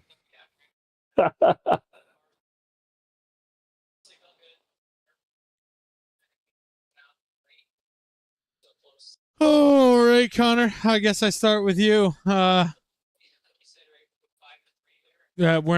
We won't even waste time with this. I mean, a bunch of time with it, I shouldn't say. Well, we get to go Renegades racing, man. That was the moral of this story. That was the goal. How are we feeling? We're feeling all right. A little banged up. I think I've got 4 concussions, a few broken ribs, maybe a neck and a back, but we're still kicking. So I just got to thank ShaggyTV. I'm so glad you're doing okay, man. You're a tough SOB, so just glad you're okay. Got to thank Mobile One in the shop, Tire and Auto, Glenn Stires Racing, Brighton Speedway, Executive Bookkeeping Services, Driving with Haley, Dino for everything he does for this league, Zach, like I said, everything you do for the broadcast and everything, and just glad you're okay, man. Well, heck of a run, Connor. Good luck in the Renegade Sprint Cars. Couldn't think of it for a second, and we'll be rooting for you, brother. Thank you. Let's go ahead and bring up. Yeah, there we go. Thanks. Got Jeremy here. Jeremy, first off, I don't, where do I start? Brother, P1 for the majority of this thing, and then we pit. What was going on? What were you thinking there? Well, for starters, in the heat race, I underfueled the car, so I was like, well, I guess I should just hang back in the back and just finish the race. So then going into the feature, there's only 4 of us, so I think Dan, he underfueled because he pulled off early, and I started going out, and I was like, well, let me get a little risky here and try to see how close I can get to the inside there, and pegged the inside wall, broke the car a little bit, and then I was like, okay, well, I can finish the race with this. And then the caution came out. I was like, well, there's no way I can win with this car, so pulled it into the pits. That makes sense. Repair. Okay. Yeah, got the fast repair, and then I guess it was green white checker with Chad at the end there. So, well, I mean, at the end of the day, Jeremy, let's just call a spade a spade. You guys, you aren't here. You aren't worried about this. It's all about going Renegades racing. So that's the goal, man. The focus is 1st through 5th. The 1 through 5, it's all the same. And if you can finish 5th, if you can finish 1st, that's all that matters. you just wanted to make it into the show. So the fact that you're there, you're happy. Now, when you get to, the 1 through 5, that's where it starts meaning something. Can you do any damage? Can you do anything with this next run? Well, I hope so, man. I don't have it set up, so I'm running the iRacing pretty much with the baseline setup in here. So I was trying some different things, trying some different lines, and just kind of playing here in the Rebels, being as you're guaranteed to go in when you only got 4 guys. So just trying to learn some things and hopefully be able to be competitive, when we go into the Renegades here. That's all I was hoping for. So we'll see what we learned. Well, hey, man, hell of a job. Congratulations on the P2. You got anybody you want to thank? I will thank the wife for letting me play around here on Monday nights. Thanks for everybody in Coast to Coast for putting this league on. And thanks ShaggyTV for broadcasting. And yeah, that's all I got, man.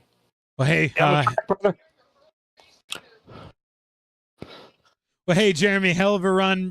Congratulations, and go get them out there. All right, thank you. Jeremy Christensen bringing home P2, and now we get to bring up the man here in this popsicle stick number 11 machine, a man we call the Goose, a man we saw run around with no front wing on this thing for a long time until man in the 35 hit the wall, decided to bring out a caution flag like a freaking idiot, and breathe a little bit of life into this 11 machine. Chad, what were you thinking? Obviously a huge lifeline gets thrown your way, and man, you had to be hungry. Yeah, you know what it's like to drive one of these cars with no front wing, especially for 27 laps. And it's funny you say that about Connor, because I was watching him up front, bouncing off the wall here, bouncing off the wall there. And I even said to myself, I'm like, he's going to fence it eventually, right? and then my spotter tells me no, and I look up turn 3, and then there's Connor. Well, you can't park there, bud. But Connor, thank you for that. And then to see Jeremy go in the pits was kind of crazy too when I was going in. I'll tell you that. I wasn't really anticipating that. It's like, he's going in with me. Yeah.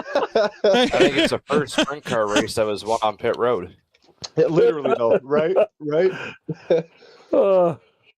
Yeah, but no kidding. So, Connor kind of stole that from me, but yeah, it was one on pit road. So what were you thinking? You're obviously going to go down pit road, but when you see him pull down in front of you, what were you thinking? Were you like, Jesus Christ? What do I got to do here? If you beat him off pit road, you're in that number 1 stall. If you win that race, that's yours, man. 3-lap shootout to the end. Yeah, I like I said, I really wasn't sure why he was pitting. I was pitting just to give him a run for the money at the end and keep him honest in a 4-car feature, right? But at first I was kind of like, I've seen this before with the Sergeants a couple seasons ago. You guys remember that out at Knoxville. But yeah, I just figured I took it, and then I didn't hear anybody even on the restart, Zach. Like, no one was in my ears, like no cars. And all of a sudden he was right behind me, and I was like, oh. Kind of good thing I wasn't, just messing around out there and just riding out 3 laps to win, right? Oh no, brother, that was one of those things where when you got that, okay, and obviously, getting the front wing on it, that's going to help it a ton. You get the handling adjustment.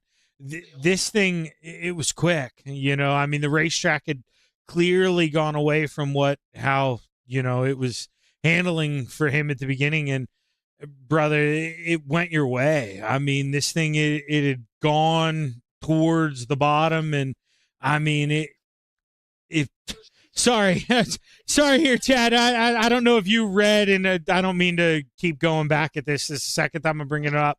Sorry, bad injury for me a couple weeks ago, and sorry, I'm gonna repeat myself a couple times. I don't mean to keep doing that, but brother, this was a great run for you, and you earned this one. Congrats on the win. What we're looking for, though, is this Renegades racing, and good luck here in this. Congratulations on the big win. Who you want to thank? Thanks, man. Oh yeah, don't stress about it, Zach. I completely understand. Everything is kosher here. My boys over at All American Motorsports, our sponsors, Bonehead Podcast, Boss Hog Off Road, Finish Line Race Designs, Shaggy U for the broadcast, and the boys up in the booth. Well, hey, Chad. Oh yeah, go ahead. Chad, I'm going to be at Maryville Saturday, by the way. Man. Dane, I'll see if I can come. Yeah, let me know because I'm coming to Ransomville and Maryville. We got Sportsman Series races, so I'll be out there. Don't worry, I have the same reaction whenever Dean says I'm going to be somewhere. I'm going to be. Well, it looks like I'm going to the beach Saturday night. Yeah, let me see if I can go to Michigan. Oh, I gotta deliver some chicken to Michigan. All right, gentlemen, we'll see you over in Renegades. Have a great evening. Peace. Take care. And with that, we're gonna step away here real quick, and we'll be back on the. We'll get out on the racetrack here. Shaggy, I'm not hurt. I'm okay. Stick around. That's great. That was a fun race.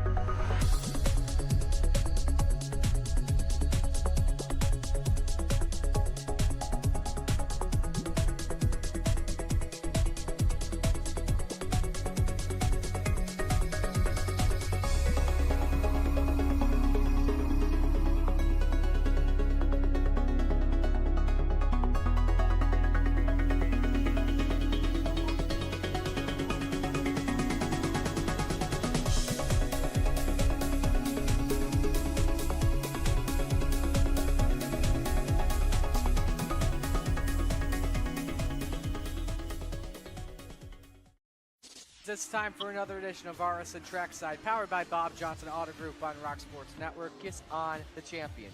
Trying to be a bit of a hiatus, so let's get. Tonight we'll be talking about it.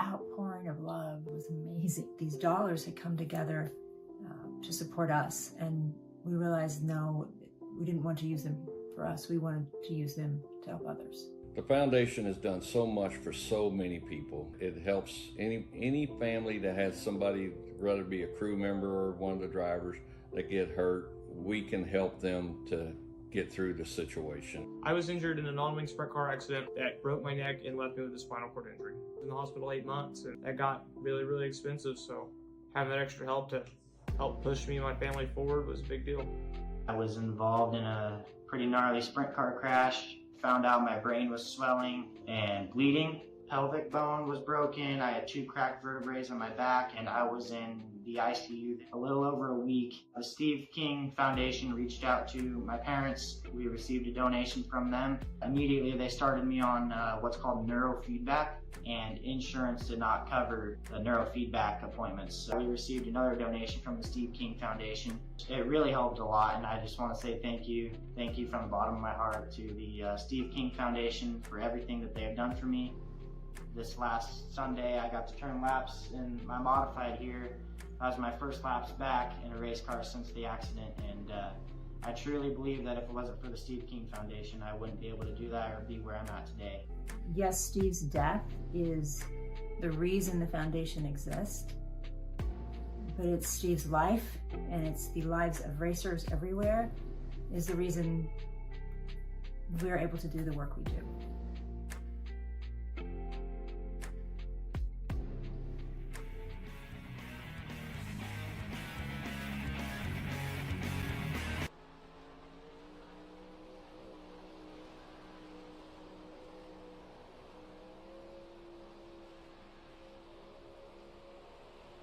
We are back live on. What was I saying? I don't know what the hell we're back live on. Live. Yeah, we're back. We're back live on ShaggyTV here on the coast. What was I? Oh my God, dude!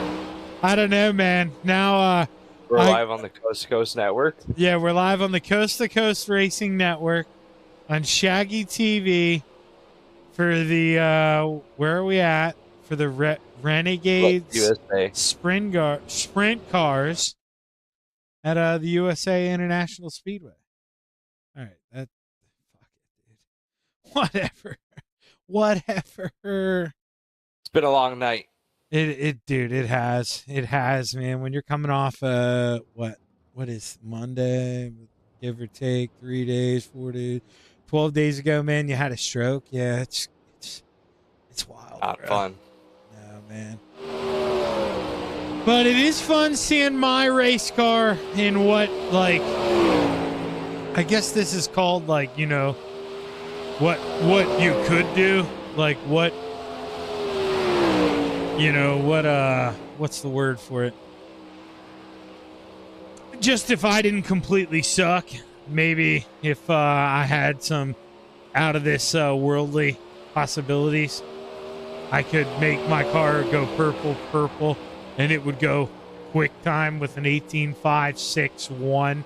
Patrick Spengler. What a lap there for the ShaggyTV.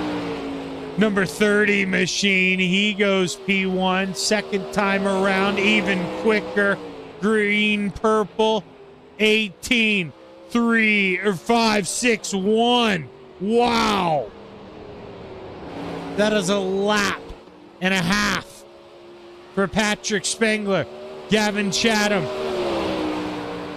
looking to find a little bit of time here. He's P2.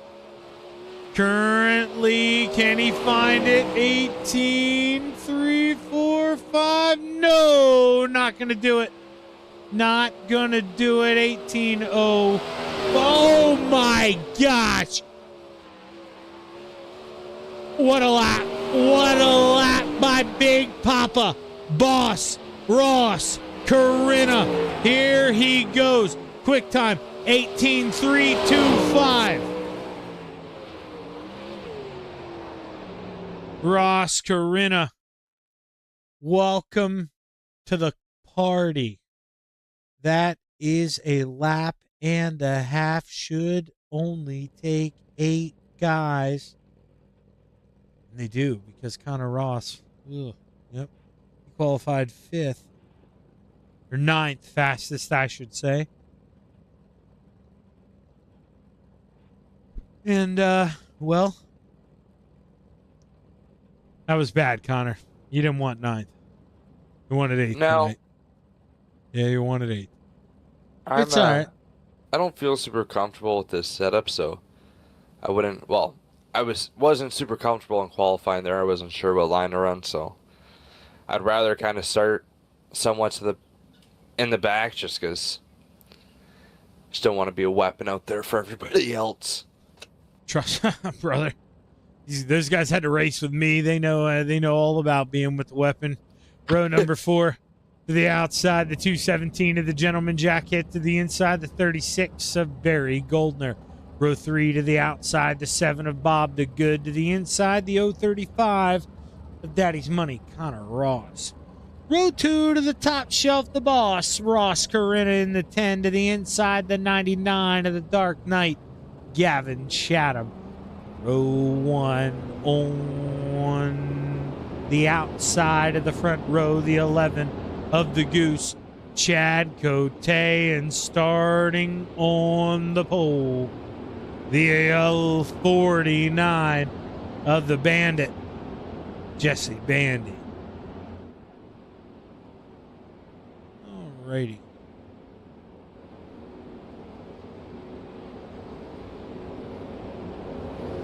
Today I kind of snookered those guys. I hung out, just let them kind of think I had nothing. And I snuck in there. Got P2 in the afternoon race.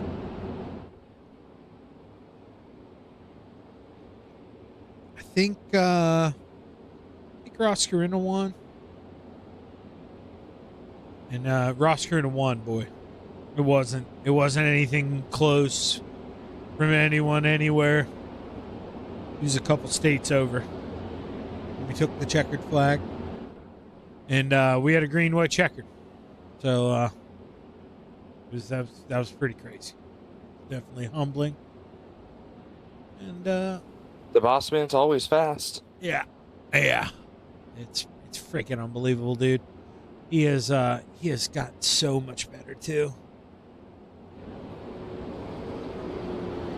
Like it really is unbelievable that you can even say this, but he really has over, I want to say, like, sure, the last 2 months. And he was good to start with. That's what I'm saying. As the green flag waves were underway, that's what's really scary. But he is really, when you look at it tit for tat, he is one of the most improved drivers. As the green flag waves, we are underway. The Goose trying to barrel down hot. Oh boy, slide job. Jesse Bandy, here we go. Let him know. Here's the boss, Ross Corinna. 2 for 1, looking for it. Can he find it? Bandy on the bot, or excuse me, that's the boss, Ross Corinna. Bandy upstairs. The boss munching, trying to bite him, trying to eat it up on the bottom. He slides up, gets in front of the boss. The Goose slides back up through 3 and 4. The Goose. The boss. The boss leads the way. 10 and 11. Who's gonna get it? Ross Corinna able to lead the way into 3 through 4. Down into 1. Come get you some, says Ross Corinna, who leads the way. We're halfway.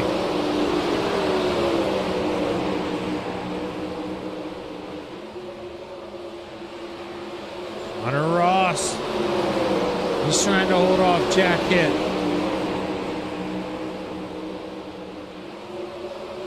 They're running behind Bob DeGood. He's running behind Jesse Bandy, who sees 3. Now 2 wide in front of him.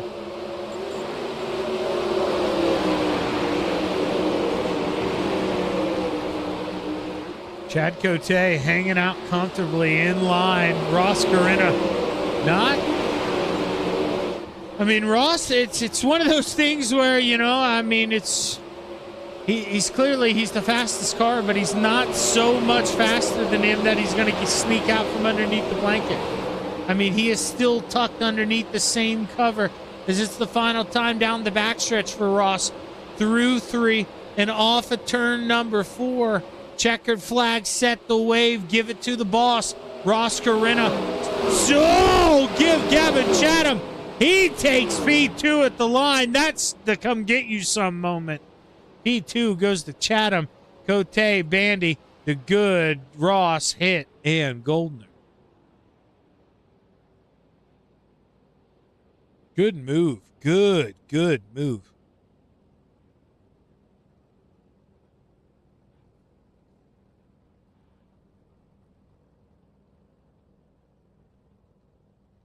See Chatham barely able to steal P2. But that's going to mean something. And I can tell you what, man. Oh, man, you wanted war. Oh, Connor. I mean, brother, grab a seat. I mean, this is going to be this is fun. Grab a seat, brother. Rounding out the field, the 513 of the Brewerton Beast, Jeff Barker, row 3 to the outside, the 016 of Jeremy Christensen to the inside, the 270 of Chad Griggs, row 2 to the outside, the 39 of the high side banger, Patrick Spengler to the inside, the 20 of the salesman, my long lost cousin, Blake Chapman in row 1. To the inside, or to the outside, the 09 of the Teddy Bear, Ted Yorkin starting on the pole, the 79 of Dino D. Reynolds.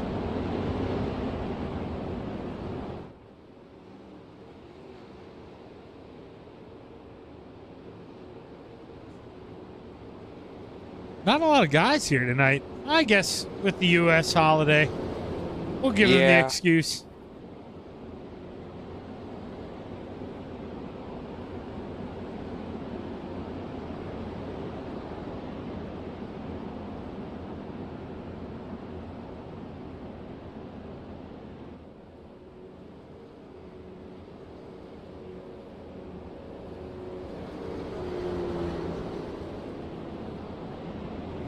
I do got to admit, though, I get so jealous, or maybe jealous isn't the right word. I guess I get a little jealous or a little envious, or maybe I just love it a little bit.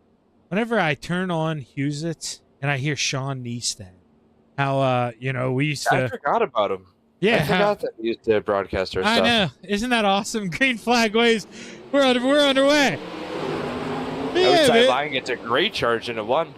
But yeah, man, hearing Sean promote that stuff, that's awesome that Sean used to do our stuff here at Coast to Coast is, man, Patrick, look at him. He looked for it, but Dino shut the door. He ran with him in there tight. 79 leads the way. Spangler definitely has speed, but he's just trapped on the bottom now as Chad Griggs is able to get around him, and so is Chapman. Yeah, Chad Griggs is going to be the one that I think is going to catch people by surprise there. He's able to sneak by Blake and Patrick both. While those guys going to war with each other now, he's working underneath Teddy York here. He's working up into second. Oh! Puts the brakes on the 09. Teddy York falls back to the rear here. Chad Griggs now up to P2. Is Dino, he wanted some. He's about to get some. Chad Griggs, he is a-coming. Yes, he is, and Spangler was able to get into third with that as Griggs throws a slider on the leader, Dean Reynolds. Oh, boy!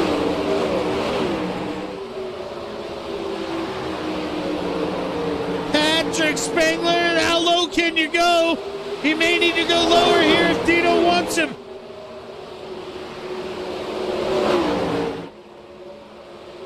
Patrick slides up. Dino works back down to the bottom. This is the battle for second. Chad Griggs is gone. Chad Griggs is loving this. Up to over half a second already. Meanwhile, Blake Chapman trying to insert himself into the caption. Patrick Spengler tried to get up, shut the door. He doesn't do it, not yet. Does this time, 2 laps to go.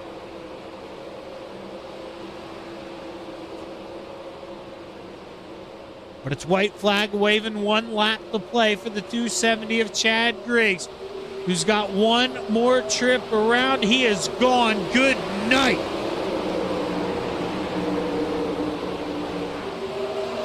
Dino, Patrick Spengler, who's it going to be for P2?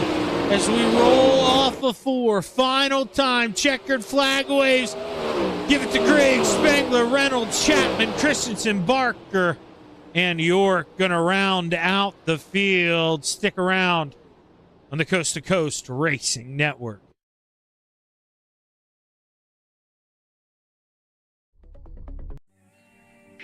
Thank you to all of our sponsors.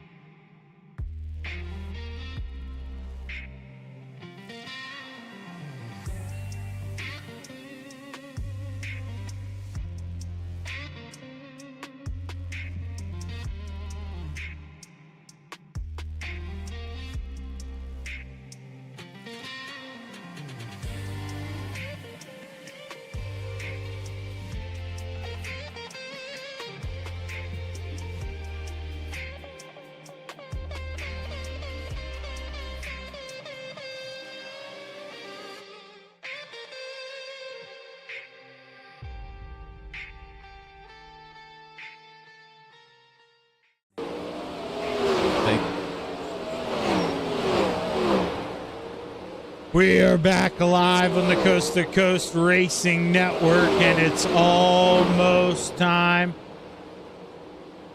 to get ready to take a look at tonight's starting lineup.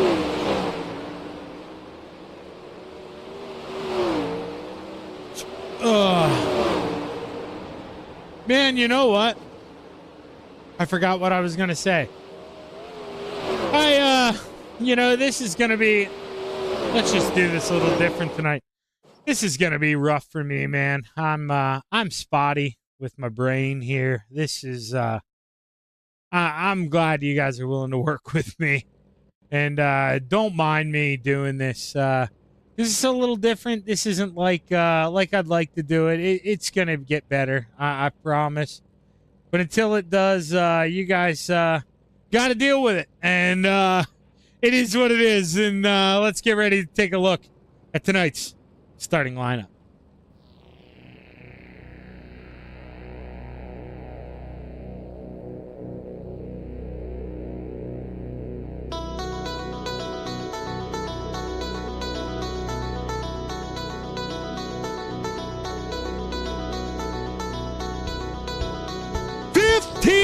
Drivers set to make the call. Let's take a look at your 35 lap A main starting lineup, starting 15th in the number 36 machine, Barry Goldner.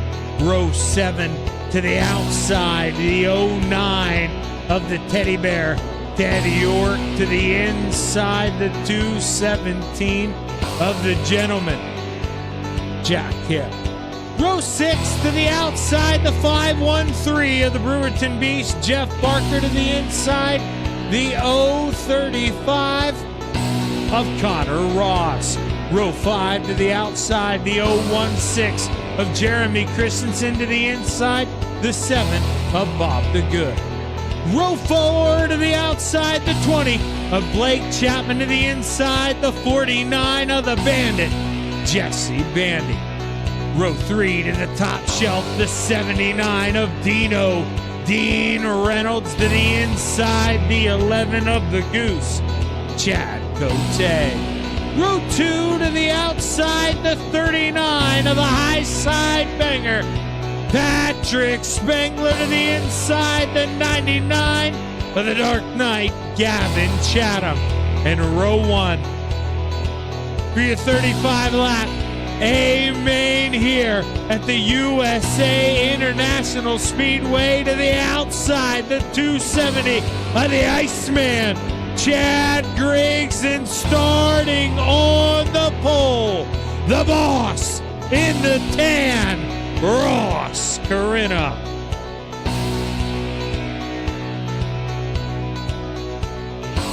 As the Steve King Foundation pace car dives off, you take a look to that sky. The green flag is high. 35 laps to let him fly. Your A main is underway. Ross Corinna able to slide up. He takes the point early, but here comes Chad Griggs. Oh, here comes Ross. Or no, excuse me, that's Gavin Chatham.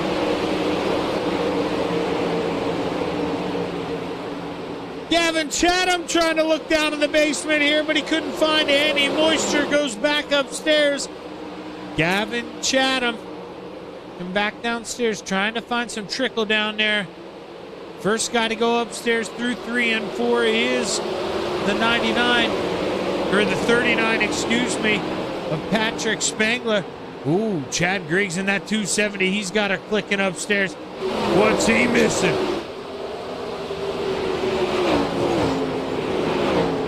Leaders running 1-2 right in the tail tank, man. Tire tracks of each other.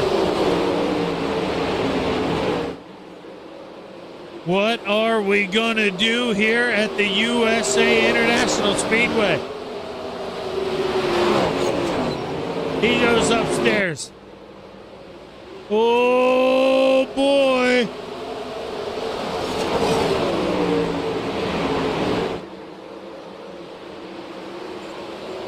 Oh, Ross Corinna, hello. Oh, baby. This is getting interesting here. What does he do? Dipsy-do, dosey-do. He looks to the inside. Sancho!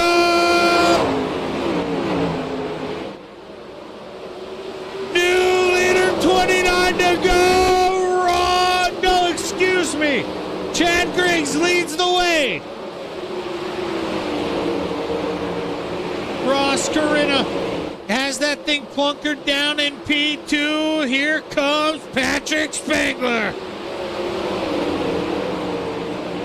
The high side banger, Patrick Spengler. What can he do? Yellow flag waves. Jesse Bandy in the 49 machine. Oh, he gets a plunk there from the 79 of Dino. Broken left front.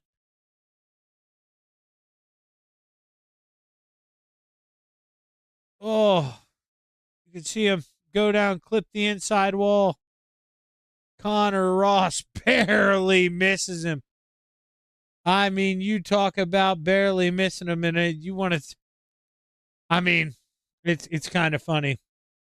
Until I saw Connor Ross barely miss him on that interview, Cam, I'm going to be honest. I forgot about Connor Ross. I kept watching him come flipping back up the track, and obviously nothing Ross could or Jesse could do, but I was hoping I could just neck code and glitch through it, but that was scary for a second. And man, Jesse Bandy's.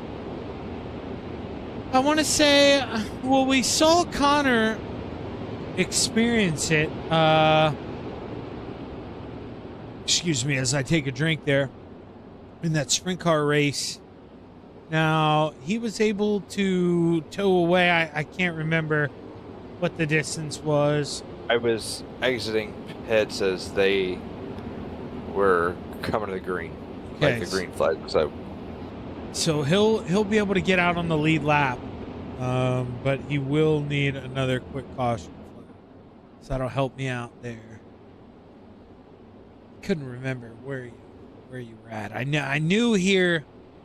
Well, obviously here is one of the bigger tracks. So you get lucky enough that you don't go the lap down. You can get lucky enough with it.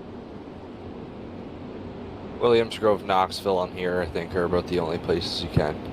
Okay.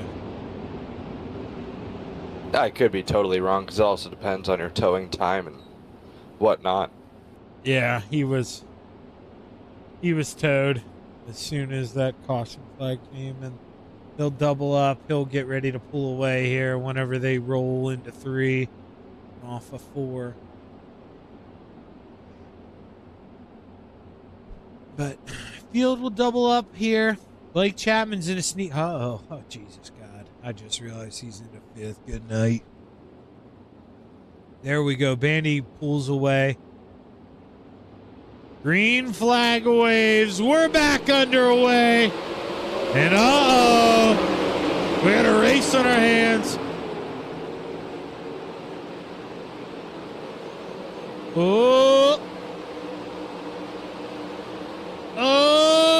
Battle for the lead. No, maybe not.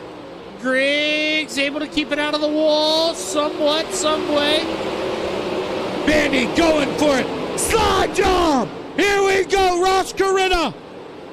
Oh, he takes it. He takes the point back. We got a new leader. Oh, here we go. Chad Griggs coming to the line. No. Oh, boy. He speeds him back. Oh, he clips the wall. Oh, man. Here we go. I want to check these battles back in the pack, but I can't. We are racing here. I mean, the top 3, 4, 5 under the blanket. Good night.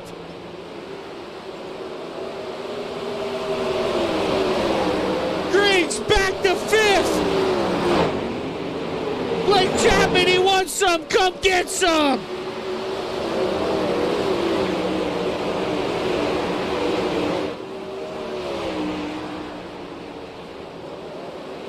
Ross Corinna back up into P1, but Gavin Chatham not done.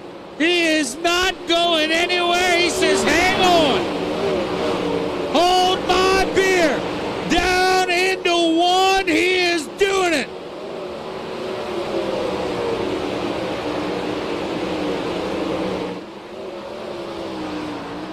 "21 laps to go. Blackjack on the clock. Let's take a look through the field.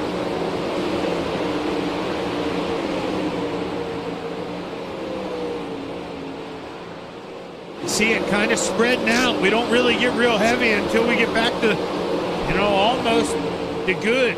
I mean, Ross there taking a peek under. Jack hit.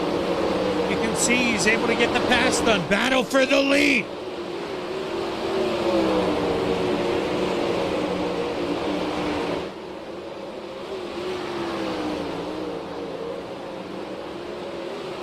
Ross Corinna. What can he do? Oh, baby. Oh, baby. Slide jump. Barrel hot. What do you got? New leader, 18 to go.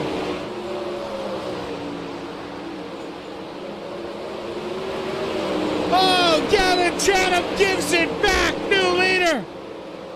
Corinna says, you gotta be kidding me. You gotta be kidding me. Blake Chapman. Chad Griggs going to war.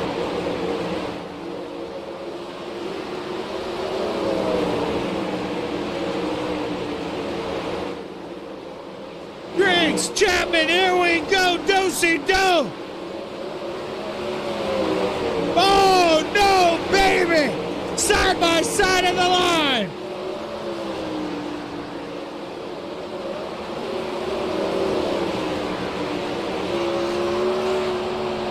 Jab, Patrick Spengler, I mean, he may have the best view in the house, baby! He may have the best view in the house!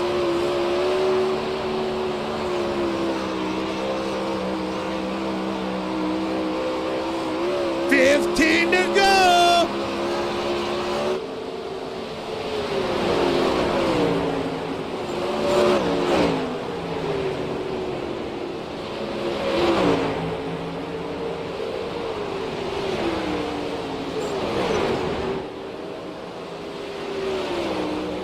Corinna, Chatham, Spengler. Those guys are going to war.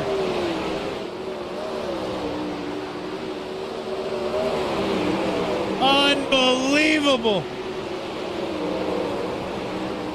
I mean, just trying to throw hooks.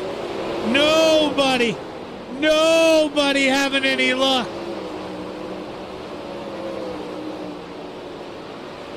Gavin Chatham riding the rails.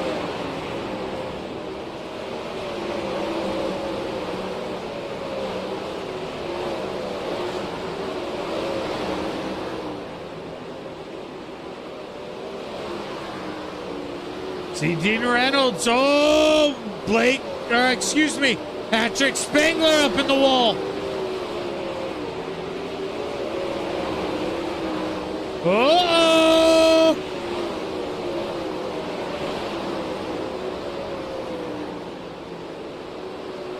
There we go, Ross Corinna. He got the memo. He jumped up just in time. Blake Chapman. Oh, welcome back.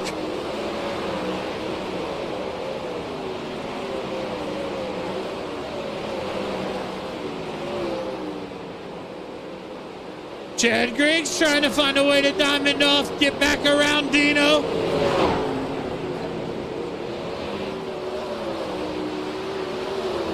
Griggs able to get back by Dino.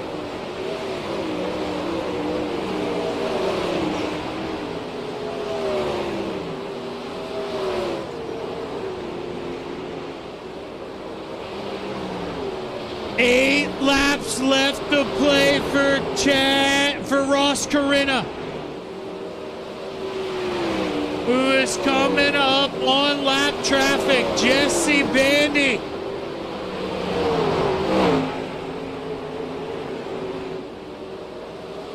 Oh man, these are teammates.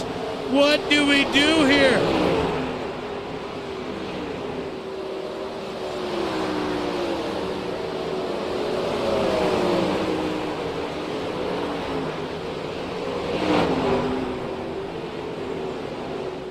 Oh, baby, no.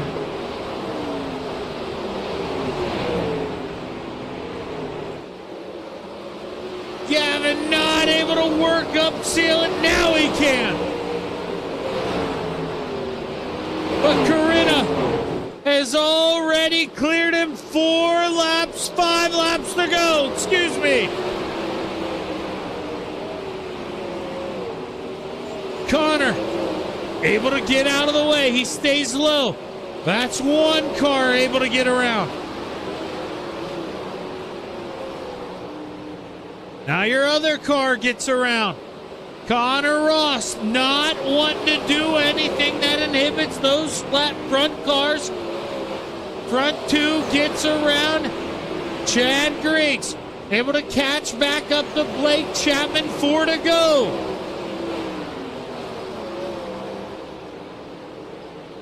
Coming to 3 laps left to play here in Florida. What can Ross Corinna do? Working the inside, trying to bring this thing home.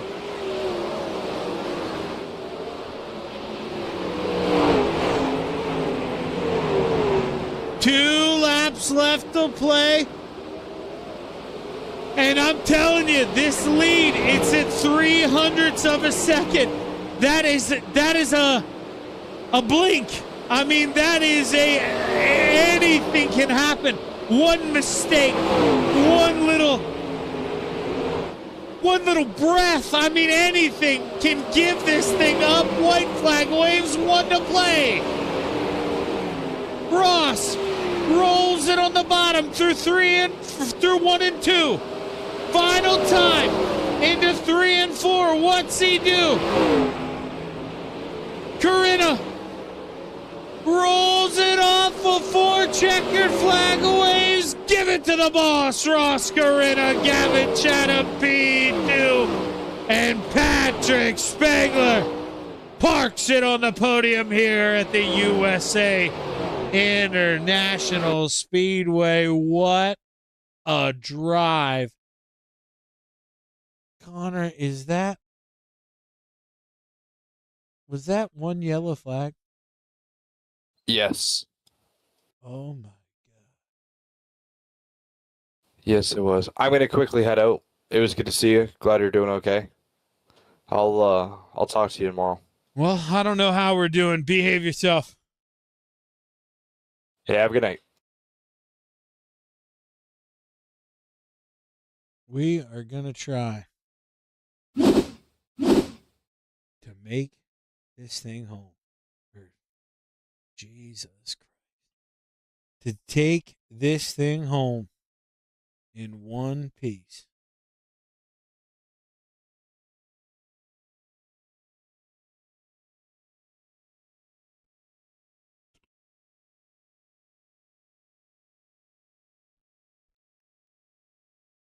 Boy, oh boy.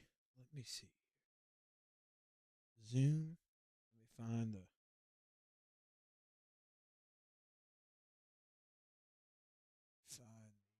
Right. There we go.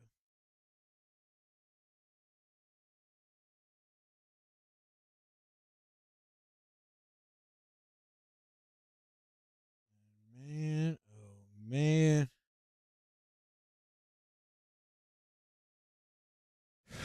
No reason to keep them waiting. Let's not keep them waiting, man. Those guys.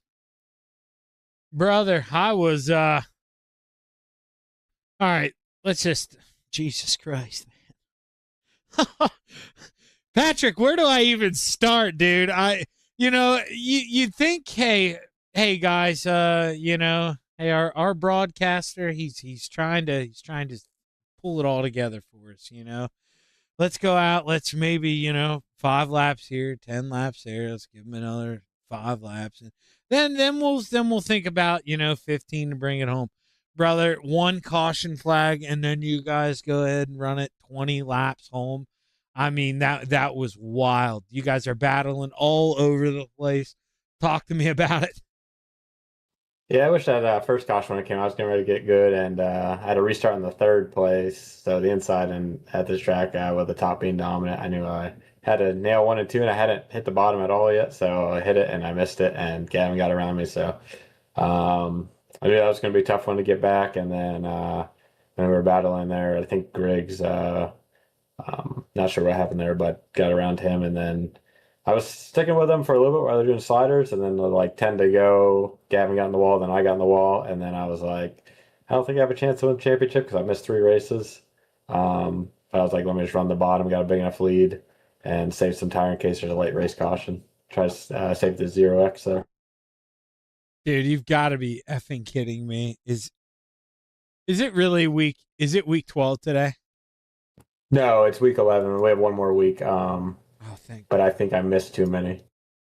Okay. All right. Thank God. Yeah, and Chad's been on it this season, just crushing it.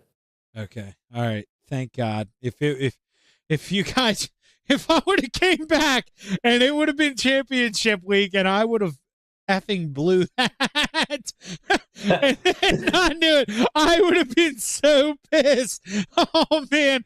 Okay. Phew. Thank God. All right. But man, you were, let's be honest with it, Patrick, and then call a spade. You were kind of, that 2.5, 3 car tonight. Kind of just hanging out, watching those guys kind of do what they were doing. Do you think if they get a little racy with each other, start taking bites, that maybe you could have snookered them both there and stole that thing at the end? Probably not. I mean, it would have had to happen earlier, and I just get lucky where they both picked the same line and then both missed the bottom, and I just cruise on the top. But when you have Gavin, Ross, and Chad in front of you, they're 3 tough guys to pass. I mean, you can catch up to them and pull right up on their tail tank, but passing is another story usually, and making it stick. So mainly just hoping for a mistake. I try to keep pressure on. Maybe they get in the wall, but then when they got in the wall, I got in the wall. So third place with 0x, I'll take it tonight. Yeah, man, you definitely can't complain. You got to take those ones when you can get them. And the fact you're able to do it here at USA, it says a lot about you, man. Congratulations on a good run. Congrats. You got anybody you want to thank? Yeah, just Jack, Jeff, and Dean for running the league. You for the awesome wrap here. You for just, coming back so soon. I didn't expect to see you back for a little bit. Glad you're doing better, and hopefully everything's okay on that front. And Dad back home watching. Hey, man, I got nothing better to do, brother. Don't ever, I can't trick myself. Congratulations, man. Good luck the rest of the way. Thanks. Yeah, I was just trying to run a little bit better since you blew my doors off in the matinee today. Just motored on by in the bottom of me. Yeah, since you put it in the fence. Congratulations, Patrick. Thanks. Yeah, he was. That's right. I did forget. He was one of the people in that race that I beat this afternoon. Did get lucky and get P2, but let's be honest, Bandy. I will call a spade a spade. I'll pull up second place here while I do it. But Patrick was one of the ones. He wrecked himself in it. Who the hell was I talking about? Dino. He got net coded bad. Dino was also wrecked in it. He was another one that should have beat me, but I got lucky. Unlike if this man would have shown up in it, though, I would have stood nothing for him. He would have been up front with the man who was, well, up front. Gavin, congratulations, man. P2. How are we feeling about that one? You and the man who, like I said, was up front. He won this afternoon's race as well. No surprise. Man, he was kind of in his own world. You were right there with him. Just couldn't find a way to get around him. Yeah, no, I think I said this the other day. I tell you what, I keep finish second in these races, which I guess is a good problem to have. But I guess we're just the second place car right now. But I think I said this in a different interview. From an entertainment standpoint, that was absolutely awesome. But from a car that finishes second place, it's definitely kind of a letdown for sure. No, I really wanted that win bad, and but what a heck of a battle between Ross and congrats to him on the win. But yeah, I mean, you can't ask for anything more in a race and a racetrack and everything. That it was we're side by side a lot, finding different lines. And we definitely had the speed. There's points where I thought we were the better car, and I thought, oh, for sure we're going to get him. And then there's points where he was the better car. But no, all in all, I mean, I guess it's a good problem to have, finishing second. But of course, I'd just like to be one step higher in the podium. Yeah, and talking to me, I should say, about some of those points where you were kind of, sorry, Gavin, this is where my brain is fun after having that stroke there. Ah, man, I forget what I was saying. But, God damn it, Gavin, this is killing me. What was I going to say? We were talking about. Damn it. Man. Finishing second, running different lines. Yeah, I was going to go. You started to go up high, and then I want to say he started to kind of. Damn it. He kind of blocked you there in 3 and 4. And then you kind of started to look on the bottom. I can't think of where I was going with this.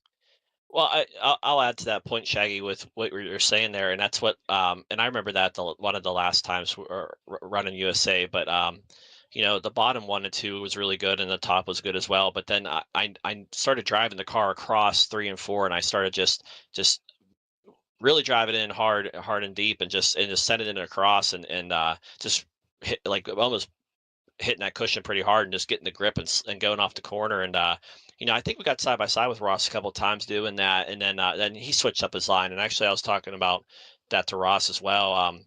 I don't think it was necessarily the racetrack. The racetrack was really good. I mean, you could definitely find ways around, and there's definitely different lines, and your combination you had to be constantly thinking that race is which is what you want. And but I think me and Ross were thinking the same thing most of the time, because I would try to hit the top, and then he would hit the top, and then I'm like, all right, well, he's going to hit the top, I'll hit the bottom, and we're running almost the same line and the same lap time. So it's hard enough to pass somebody, especially when they're really fast, and then when he's doing the same things as you are, or the mindset, he kept switching up as well. It definitely, then it gets me guessing as well as on what I wanted to do or what I wanted to hit. And then I think there in the last couple of laps, I kind of wish I would have just committed to it, but I started hitting the top in 1 and 2 again and really sailing it around there and getting a lot of momentum. And I the 3 and 4 on the bottom, I hit it pretty good on the last lap there, and I almost pulled up to him a little bit, but obviously just ran out of laps there. But like I said, what a great race! You can't argue that, and you can't argue being side by side, and that type of racetrack where you have to constantly think and your racecraft had to be on point tonight. It's definitely a fun one to be a part of. No, man. I mean, you two, hands down, two of the best on the sim when it comes to the sprint car racing. And man, we were lucky to the show that you guys treated us to tonight. Hell of a job, Gavin. Congratulations on the P2, man. It's a shame that it couldn't have been one better, but you know the deal, man. It can't always go that way. Hell of a job. Congratulations. Who you want to thank? Thank you, Shaggy, and I just want to thank you for doing an awesome job with the broadcast. I want to thank Coast to Coast Racing, all the admin sponsors, everybody that helps put these races on, allows us to go out here and race and put on shows like that. Because that was absolutely, it was awesome to be a part of it. So I can only imagine what watching it would look like, and I can't wait to go watch the broadcast and see what the race is like. But I just want to thank FTM, Full Throttle Motorsports, Mike Schick Motorsports Design, Velocity Race Design, Northeast Outlaw Motorsports, Super Dirt Car Series, Swan Speed Shop, Vertex Graphics, Chatham Motorsports. I think all the sponsors we get and the support we get from them. I just want to thank the fans for coming out and watching these races. I hope we put on a heck of a show for you guys tonight, and I just want to thank my fans as well for always taking the time to come out and watch the races. Well, brother, you did more than that. Like I say, I wish my head was better. I would love to flood you with questions tonight, man, but I just can't word them and get them out the way I want them to. Hell of a job, Gavin. Congratulations on the great run, man. All right, thanks, Shaggy. Always a pleasure talking to you, man, and we'll catch you next time. Gavin Chatham bringing home the P2, and now we get to talk to the belle of the ball, the boss, Ross Carina, who, man, Ross, I don't know what I can say, man. I really don't, brother. This has become awesome, man. I want to say, over the past, 6-7 months, brother, and this is, I think, you'll understand this the way I mean it, to that, you won't take offense to it. But brother, you're by far the, like you say, I mean this by all accounts, Sorry, my head sucks right now after that damn stroke 13 days ago. It will get better. But dude, you're the most improved racer off of what already was improved. Like, you were already so much better than me.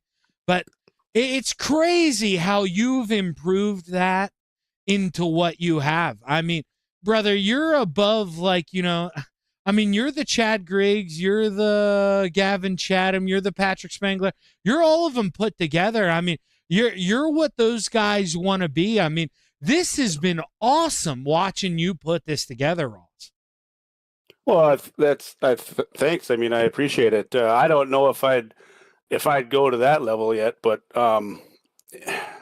I think racing against people like Griggs and Chatham and Chapman and Spangler week in and week out, the number one goal is to win the race, right? So yeah, I mean, you can be happy with podiums, you can be happy with top fives, but the goal of the race is to win. So I don't know. I mean, I'd like to say I am doing something different. And I'm going to give a huge shout out here to Spencer Putney over at EPI, but I got onto them mid-March. I started driving for them, and it's just I don't know. Like I was telling our other teammate Chris the other day that just the improvement in the I rating alone on the officials, and I don't do a whole lot of officials. I'll hit one or two, every week, but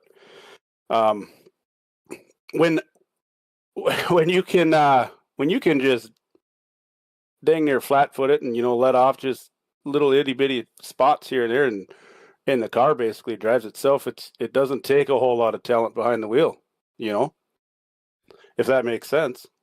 Yeah, I mean, brother, it seems that way. I mean, if it was only as easy as what you're saying, I mean, clearly, yeah, it can be little things with the setups, but man, that confidence, that ability, you bring, and you go out there and show, and you put through it every night.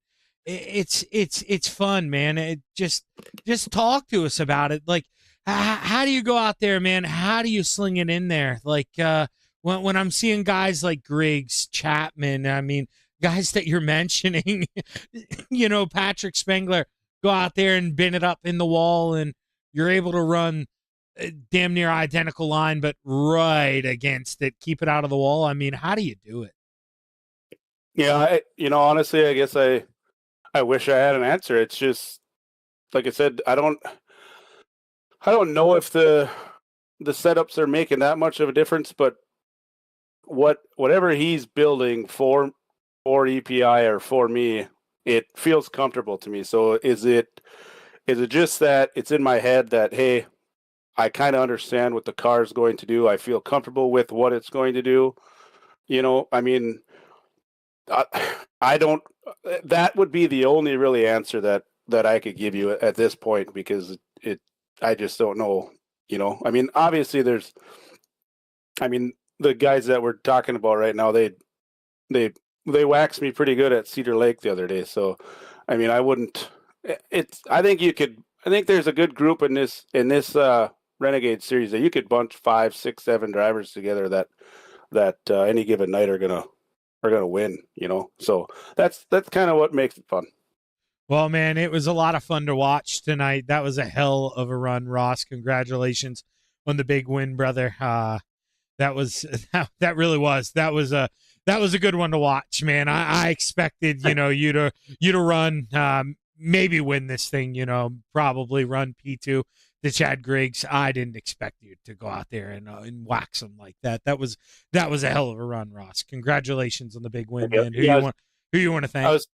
Hold on quickly. I was talking to Chatham in the waiting room there before you pulled us up, and we were talking, and I was talking to Bandy in Discord, and I said, I'm not really a big fan of USA. I think it gets kind of spread out, and the racing can get kind of boring, but we get done with that race, and I got on Discord, and I said, wow, that was actually really fun. And talking to Chatham in the waiting room, and he said it seemed like every time we would change up our lines, we would change it up the same, and I told him, I said, I was running 1 high 1 and 2 early, bottom 3 and 4 early, and then I told Gavin he kind of maybe poked his nose in there a little too early. So then I started going to the bottom in 1 and 2, and obviously Gavin's going to be one of those guys where he's going to be fast. So I just kind of told myself, I'm going to make him guess. I'm going to just keep changing the line, and then I don't know if that kind of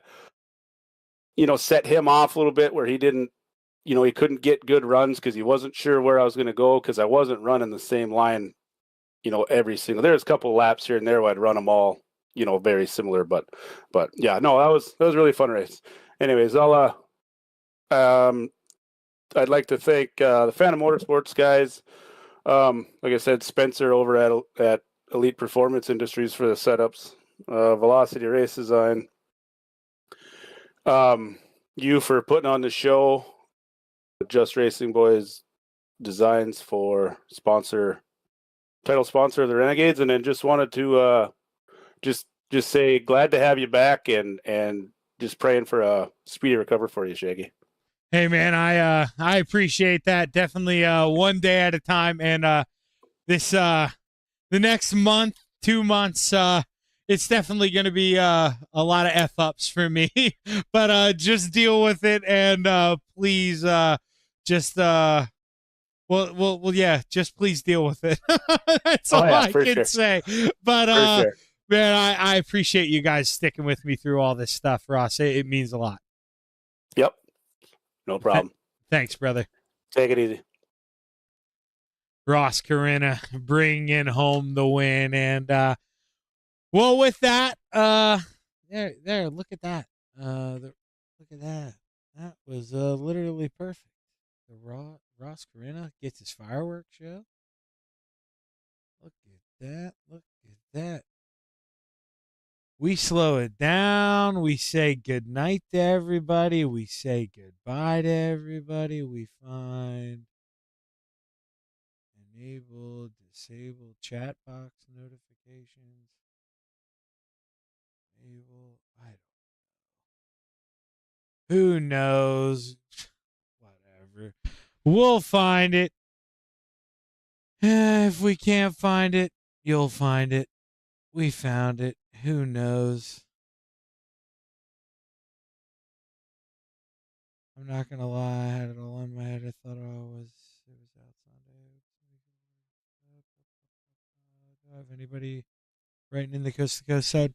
No, it looks like it's dead over there in that chat. But you know what, guys? This is where I use this quiet time to say, well, just thank you to everybody. Yeah, thanks for dealing with all my BS, all my quiet, whiny BS here. And thanks for sticking around on Shaggy TV. We'll be back tomorrow night. We'll have more stuff going on. Take it easy.